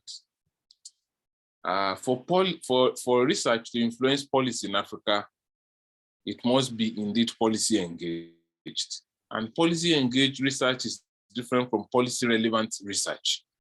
Policy relevant research is important, but this is the policy engaged researcher is more immersed in the realities of policy than the policy relevant researcher. And then there was also the emphasis on multi-method, mixed method research design, because we realized that policy engaged research requires, a more comprehensive approach than mono-method research that we find in most places. It often turns out to be some kind of baptism for people, because many people come and they are completely quantitative people. They want quantitative analysis. They want the latest in AQM, applied quantitative methods. So they want how to use do file. They want all of those things. And the only thing they know research, the only good, if you ask them to define good research, to them, a good piece of research must be quantitative. But we also have people from the qualitative background, the interpretivists, constructivists, who also think that quantitative analysis reduces huge realities and complexities so badly to numbers that it loses the gravity of those issues. And to them, a good piece of research must be ethnographic, must be interpretive, and what have you. We try to strike a balance in that by emphasizing that in Africa, given the reality that we have and given the burden that is on us as African researchers that must make a difference, we cannot be party to this kind of enmity, methodological enmity, epistemological enmity among groups of people. And therefore, we usually try to beat that kind of fanaticism out of people within the 21 days that we would meet in Nairobi. At the end, we succeeded in some kind of emancipatory, a rescue of people from the methodological enslavement where they have found themselves. So at the end, we developed multi-methodologies rather than mono-methodologies, fanatical researchers. By the time we went down that training, we used to have it twice a year. And in each batch, we have 2 cohorts. Each cohort has about 25. In my view, I think we must have trained some 400, if not more, African early career researchers in that. It's each time I think of my story, it stands out for me as one of the most significant contributions I've made to research and to manpower development on our dear continent. But yeah, so I've started my story from the end. Maybe I should, now that I've told you what I do and who I am, maybe I should then tell you how I came to be here. So I was born in 1970, and I completed primary school I started primary school at the age of 6, 1976. I started secondary school at the age of 12, 1982. And I completed secondary school education in 1987 at the age of 17. I was lucky to be admitted to the university the following year, Obafemi Awolowo University, for a 4-year degree program. There I studied English education. So I had always wanted to be a teacher. And so I had no problem choosing English education. In 1992, I graduated. And in Nigeria, I can see many Nigerians are here. The 1-year National Youth Service Corps is compulsory unless you were 30. I was just 21, going to be 22. So I spent 1 year serving the nation in the southeastern part of Nigeria, specifically because Nigerians are here, so they know. Imo State, in the Abombise local government in Imo State, where I was an English teacher to the graduating class. After that, I went back for a master's degree in language education, and that was 1990. It was supposed to have been 1993, 94, but then the strikes in Nigeria. So I think we finished around 95, and then I had to look for means of survival because even the masters, my parents couldn't fund me for masters. I mean, I felt they also had done enough, having sent me to school through the university, so that was enough. So I had to find my own means of survival for the masters. I ran into somebody who really liked me and said, "Okay, I am going to pay your fees, and I'm also going to support you with X amount of naira every month. So you have to live by that little amount of money." And so that was how I managed to complete my master's. And so I went out. After submitting my project, I went out and I knew, the end had come for the support that this man promised me. And I remember I had some money on me, like maybe 2 naira or 5 naira. So I typed my CV on Pica. If you know Pica, manual typewriter called Pica. There were two types of manual typewriter in those days. One is Elite, the other is Pica. And then I went from place to place, just dropping these copies of CV. And the first place I went, they were preparing students for RSA, which is a typewriter secretarial administrative diploma. And they said, we have been looking for an English teacher. Our English teacher left yesterday. Did he send you here? And I told them no. So that was how I got a job that day. I started teaching and I was paid 800 naira per month. That was really small, but it paid my rent, which was 150 naira. So I had something like 650 naira to live with. That's about $1 today, right? It probably was like $2 then, or $3, maybe. Maybe $3 then, maybe a bit more. So that's how life started, but I knew I had to do a PhD. So from one dead-end kind of job to another, I taught in a regular secondary school. I worked as a research assistant in a private research firm. And then I worked as a language instructor in an institute that was quite big and it was international. So from earning 2,100 from that regular secondary school, I got that job in the institute and I was paid 14,000 naira. I mean, the money was so much, I didn't even know what to do. I mean, the rise from 2,000 to 2,100 to 14,000 was massive. And within a year of doing that, I thought, well, if life is going to be this good, then maybe I should complicate it a bit more. Within a few months of getting that job, I resumed for my PhD in communication and language arts this time. And shortly after that, I thought life was going too easy. I needed to add some complications to it. So I decided to get married. And my life got a bit more excited and positively complicated. And yeah, so. But those years between the time I finished my master's and the time I got the job with the institute were really tough years for me. There were days my 800 naira per month couldn't take me to the end of the month. And so there were days of real need, of hunger. I always made sure I paid my rent because I didn't want to be kicked out. There were days of trekking so many kilometers to get to work or to get, because then I started supplementing with house lesson as well. And so there were days I had to trek really long distances from one home to another to go and teach and supplement for house lessons. The best of those house lessons paid me 50 naira per hour, and many of them are still owing me till these days. I mean, this is probably almost 25 years ago, 30. Then I enrolled on the PhD and I completed it in 4.5 years. And in my department, people thought that was fast. But when I became a lecturer, I decided I was going to break my own record.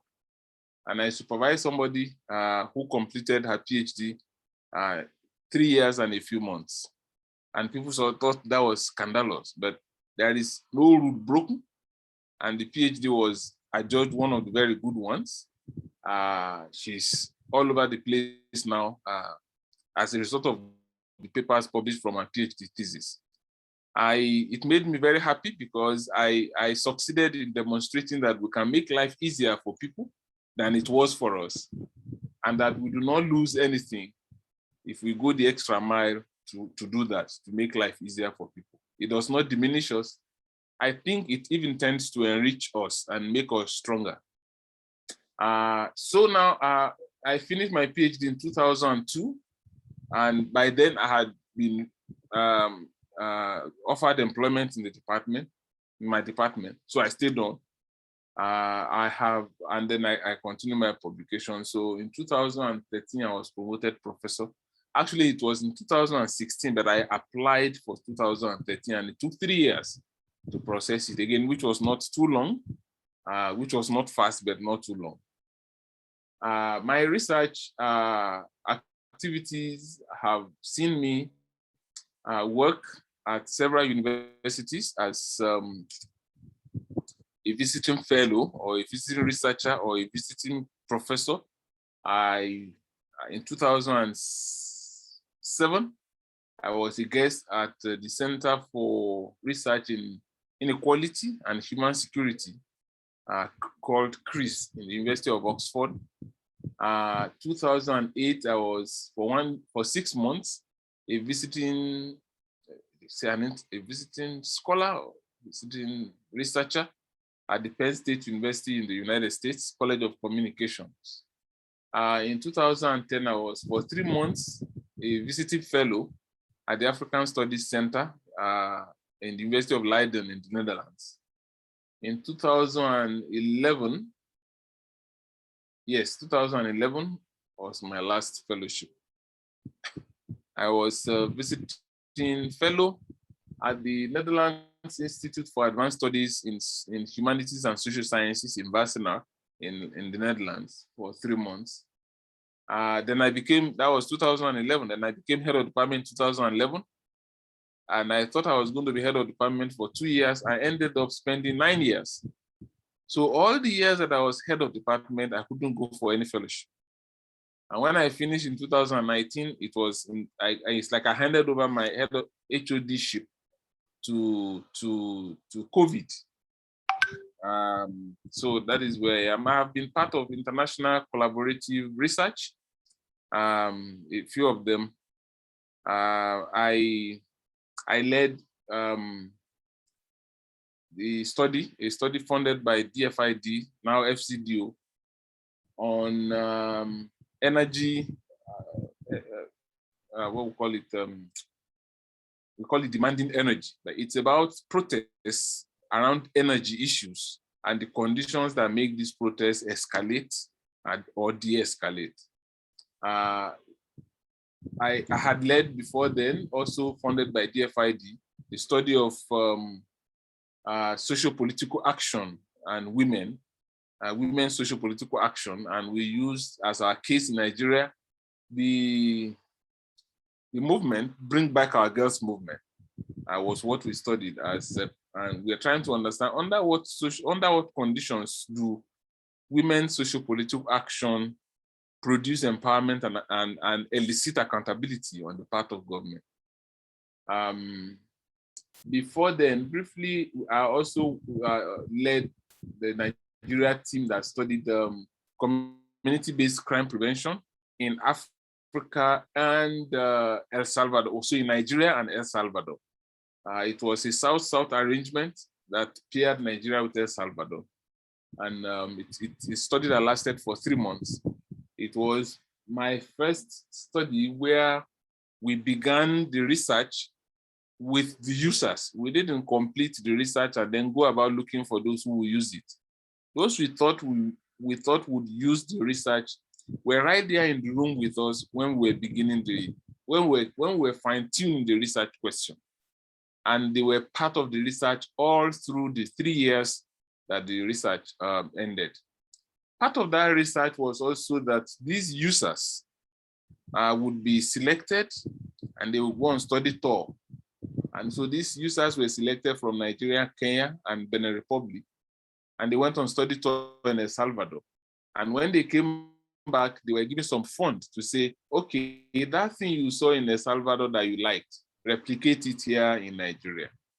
As a result of that, one of them ended up working on security with Nigerian police, and they succeeded in equipping some police stations with critical administrative materials that were totally lacking or even forgotten. Others organized a youth empowerment program. Another one did something in the vice presidency in Kenya. It was really nice seeing how academic research then became practical, pragmatic, pieces of knowledge and practice out there. It was my first experience in that area. Well, so I've spoken for about 15 minutes now, or a little more. I think I would stop. So this is how my story and my career has been. I faced difficulties that I haven't faced any difficulties that crushed me. So I have always been able to, God has enabled me, I'm a Nigerian, so we are very spiritual, has enabled me to stand up under the difficulties and to keep going. I wouldn't say I'm where I am because I am smart. Yeah, even if you are smart, it simply means that God made you smart. Again, I'm a Christian, so I always believe that I am really nothing beyond what God made me to be. I hope this does not offend anyone. Thank you very much, friends, and thank you for listening to my stammering and my beating about the bush. So I hope this has been useful for you.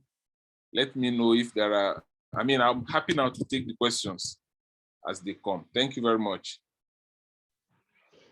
Thank you, Prof. I think this is fantastic. In a very relaxing way to really hear how your career trajectory has been. The truth is that we each have unique trajectories and experiences. But when you say it like this, you can see people who always align with what you have gone through. Some people may be in certain of the stages you were when you were coming up, and this brings also encouragement. And it's good to hear you say, it's not because you are smart. I think the scientific or academia ladder requires some strategies as well, opportunities, and support from the network, really. And I think you have done your best to come to this point. So thanks for sharing that with us. I will now allow everybody to unmute themselves. If you want to speak, please, this is your turn to just unmute yourself and ask Prof your questions.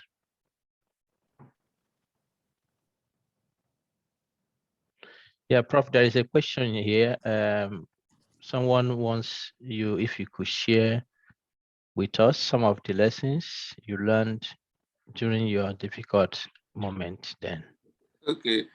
All right. Should I go ahead straight or should we? No, just go ahead. I think you can answer the Okay. Thank you very much, James. Well, the lessons I learned about, during my difficult moments are still very much with me. And I like to emphasize the lessons rather than difficult moments. I did say that there were between the time that I completed my master's and the time I started working with the institute, International Institute for Tropical Agriculture, IITA, as a language instructor, things were really tough. And at some point, I also stopped working there because my work was a contract. And once the people I was teaching English were able to speak some fairly good English, the institute told me to stop coming until then. If there were more people who were newly posted in and couldn't speak English, then I'll be called in, and then I'll organize these English classes for another 3 months, and then I'll be paid good money, and then I'll be told, bye-bye, God bless, go away. So my income after that 1 year of contract, another 6 months of contract, the rest was checkered, 3 months, and then a break and so on and so forth. By then we already had children.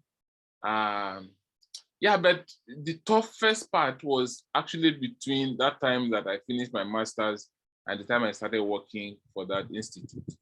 I was exploited. I was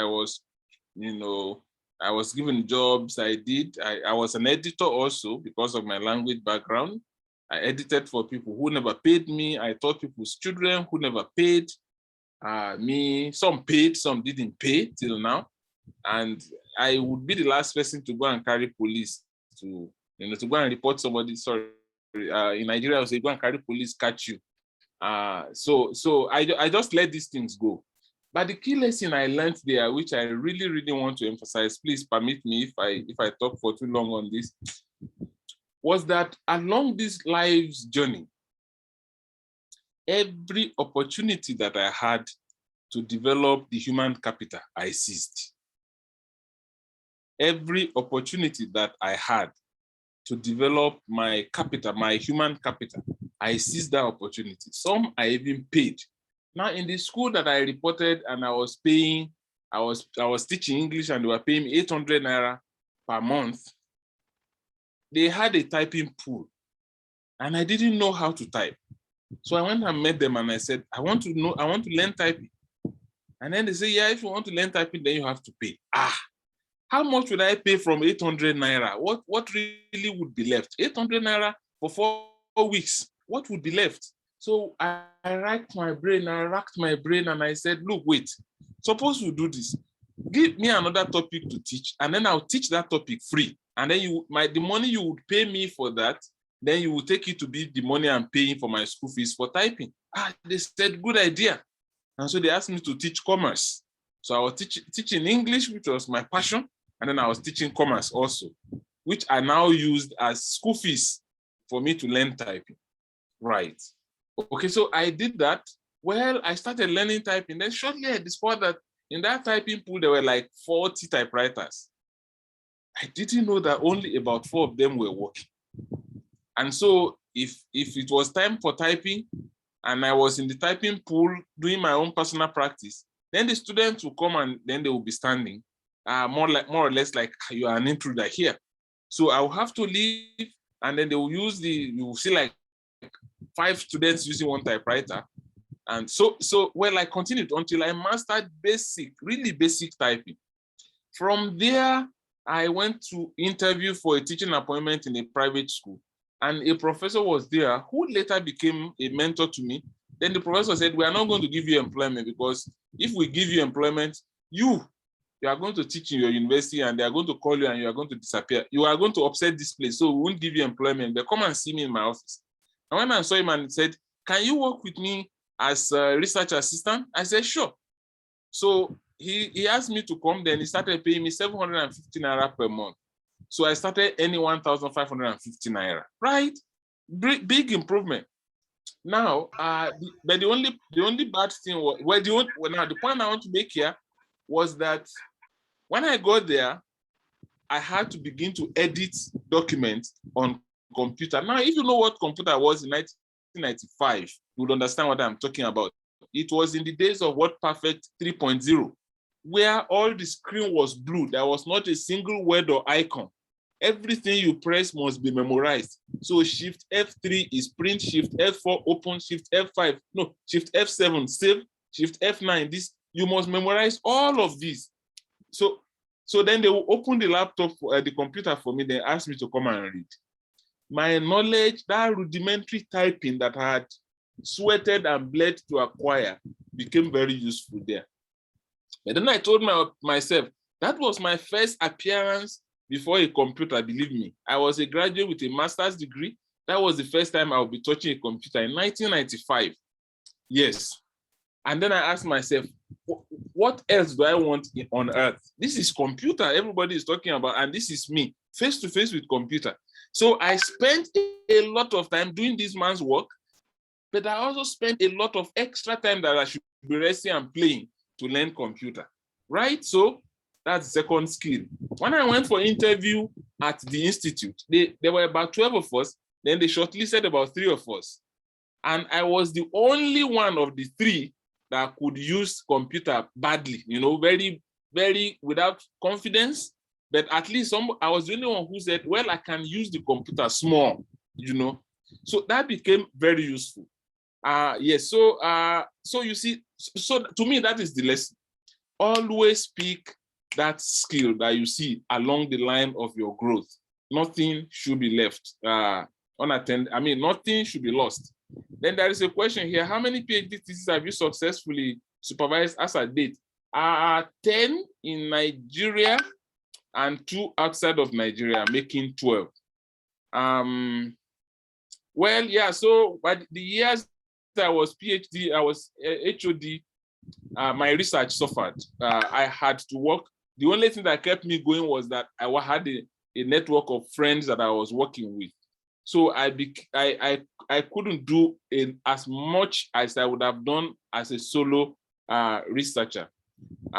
So my administrative ability, my administrative responsibility affected my research productivities, I would say significantly.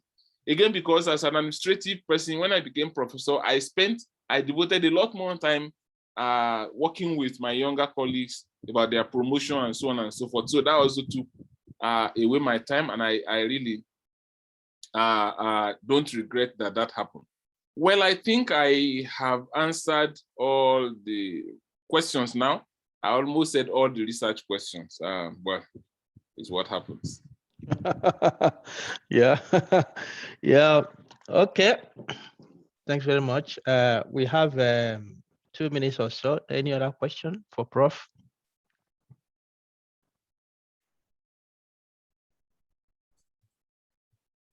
One thing is that this forum allows anybody who has a story to tell. Prof has told his own, and we all have our own stories. Please, next year we'll continue on this trajectory. Come up with your own story. You never know who will be inspired, as we have been inspired this evening. So it's said that to any successful man, there is a story, there is a history. Okay, yeah, Prof, there is one here. Let's see. Did you say? Yeah, well, yes. Well, if you know commerce at the level that I taught it, it's secondary school commerce. And I took commerce in secondary school. So what is Nigerian Ports Authority? What are the functions of Nigerian Ports Authority? What is Obrema Fadae? What are the advantages and disadvantages of Obrema Fadae? What is, all of those are the things, insurance and things like that. So I just went back to my old commerce notes and textbooks and I read them up. So I was able to teach. RSA is really like secondary school, yeah, but with a lot of focus on secretarial work, typing, and so on and so forth. So that was what it wasn't funny, but I just had to sit up and read up and prepare, and taught the course. Thank you. Yeah. So, Prof. So one advice you are giving here is that never say never. Yeah. So that is it. That is very good. So you have to push on. Take every opportunity you have. That's what Prof is saying, and learn. You can learn from just doing things that you have not done before. You can learn a lot. Okay, thanks very much, Prof. I think I will bring us back now to the main room in a minute so that we can close for this evening. Thank you.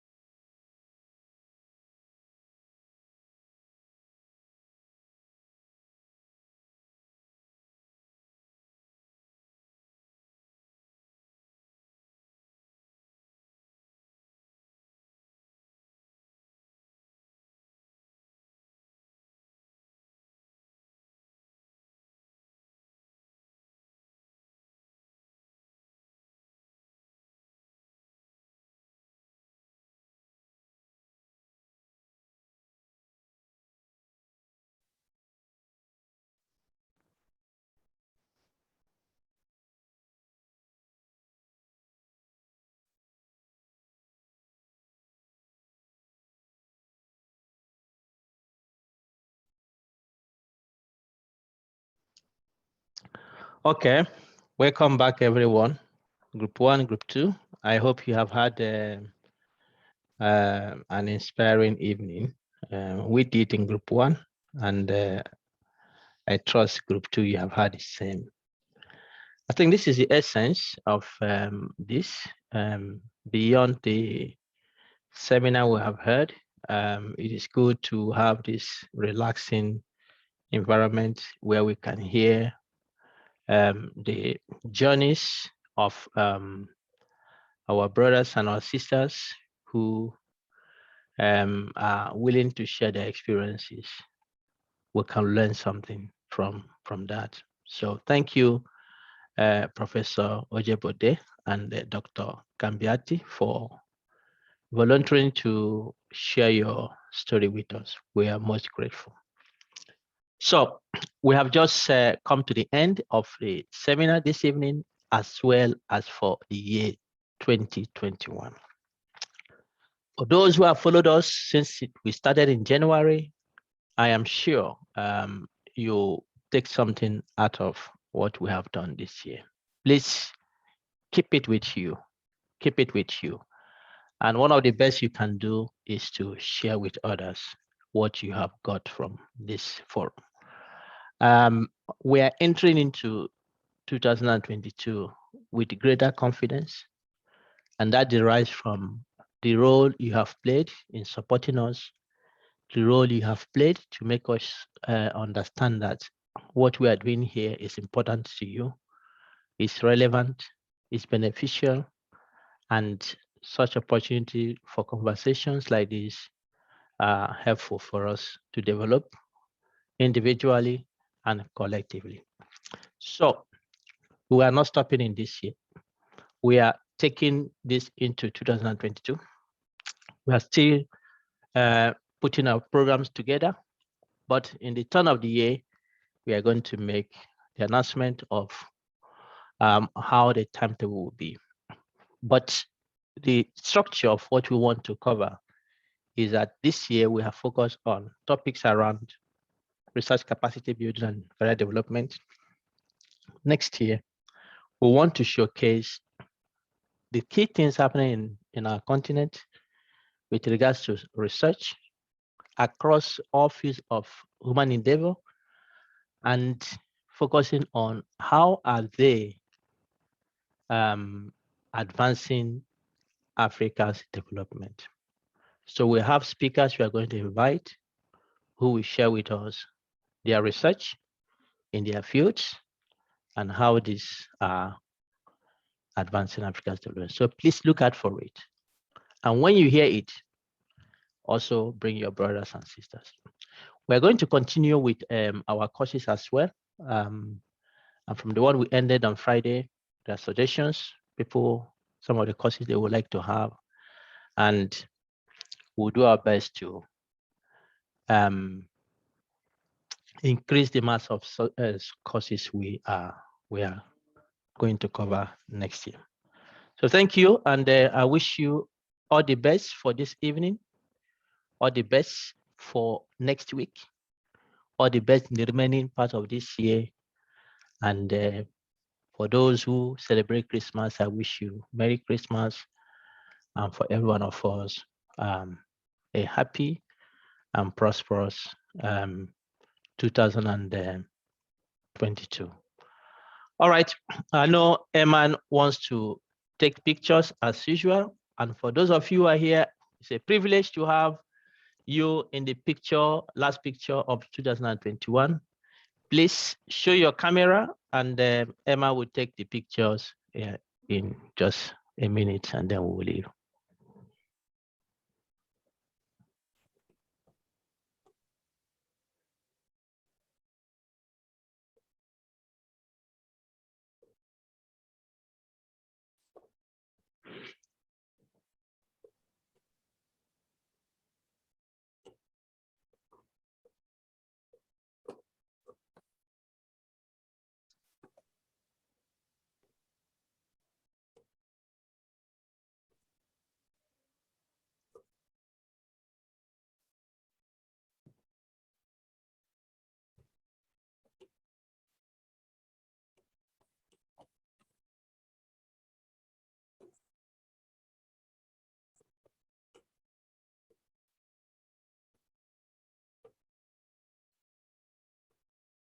Please smile.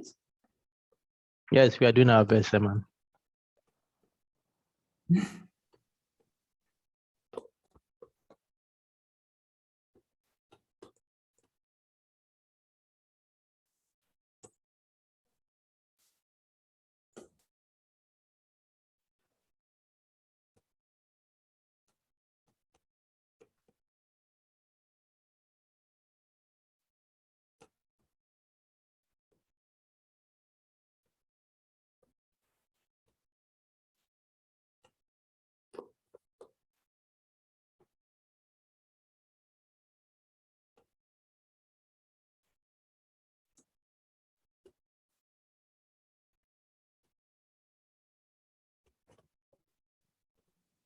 Thank you very much. Thank you all. Thank you very much. Happy Thank you. New Year. Thank you. Thank you. All right. Have a good evening, everyone. Take care.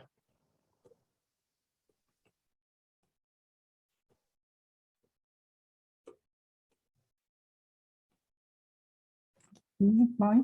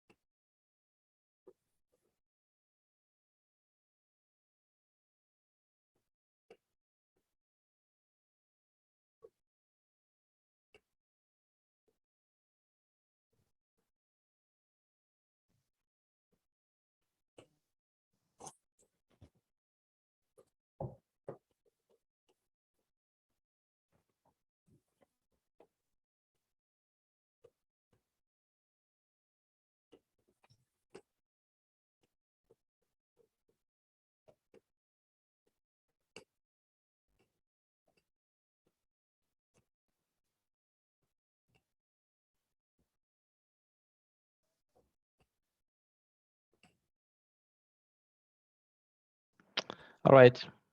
Eman, Yeah, I Well, will good copy week. comments. Good Okay. week, Brian.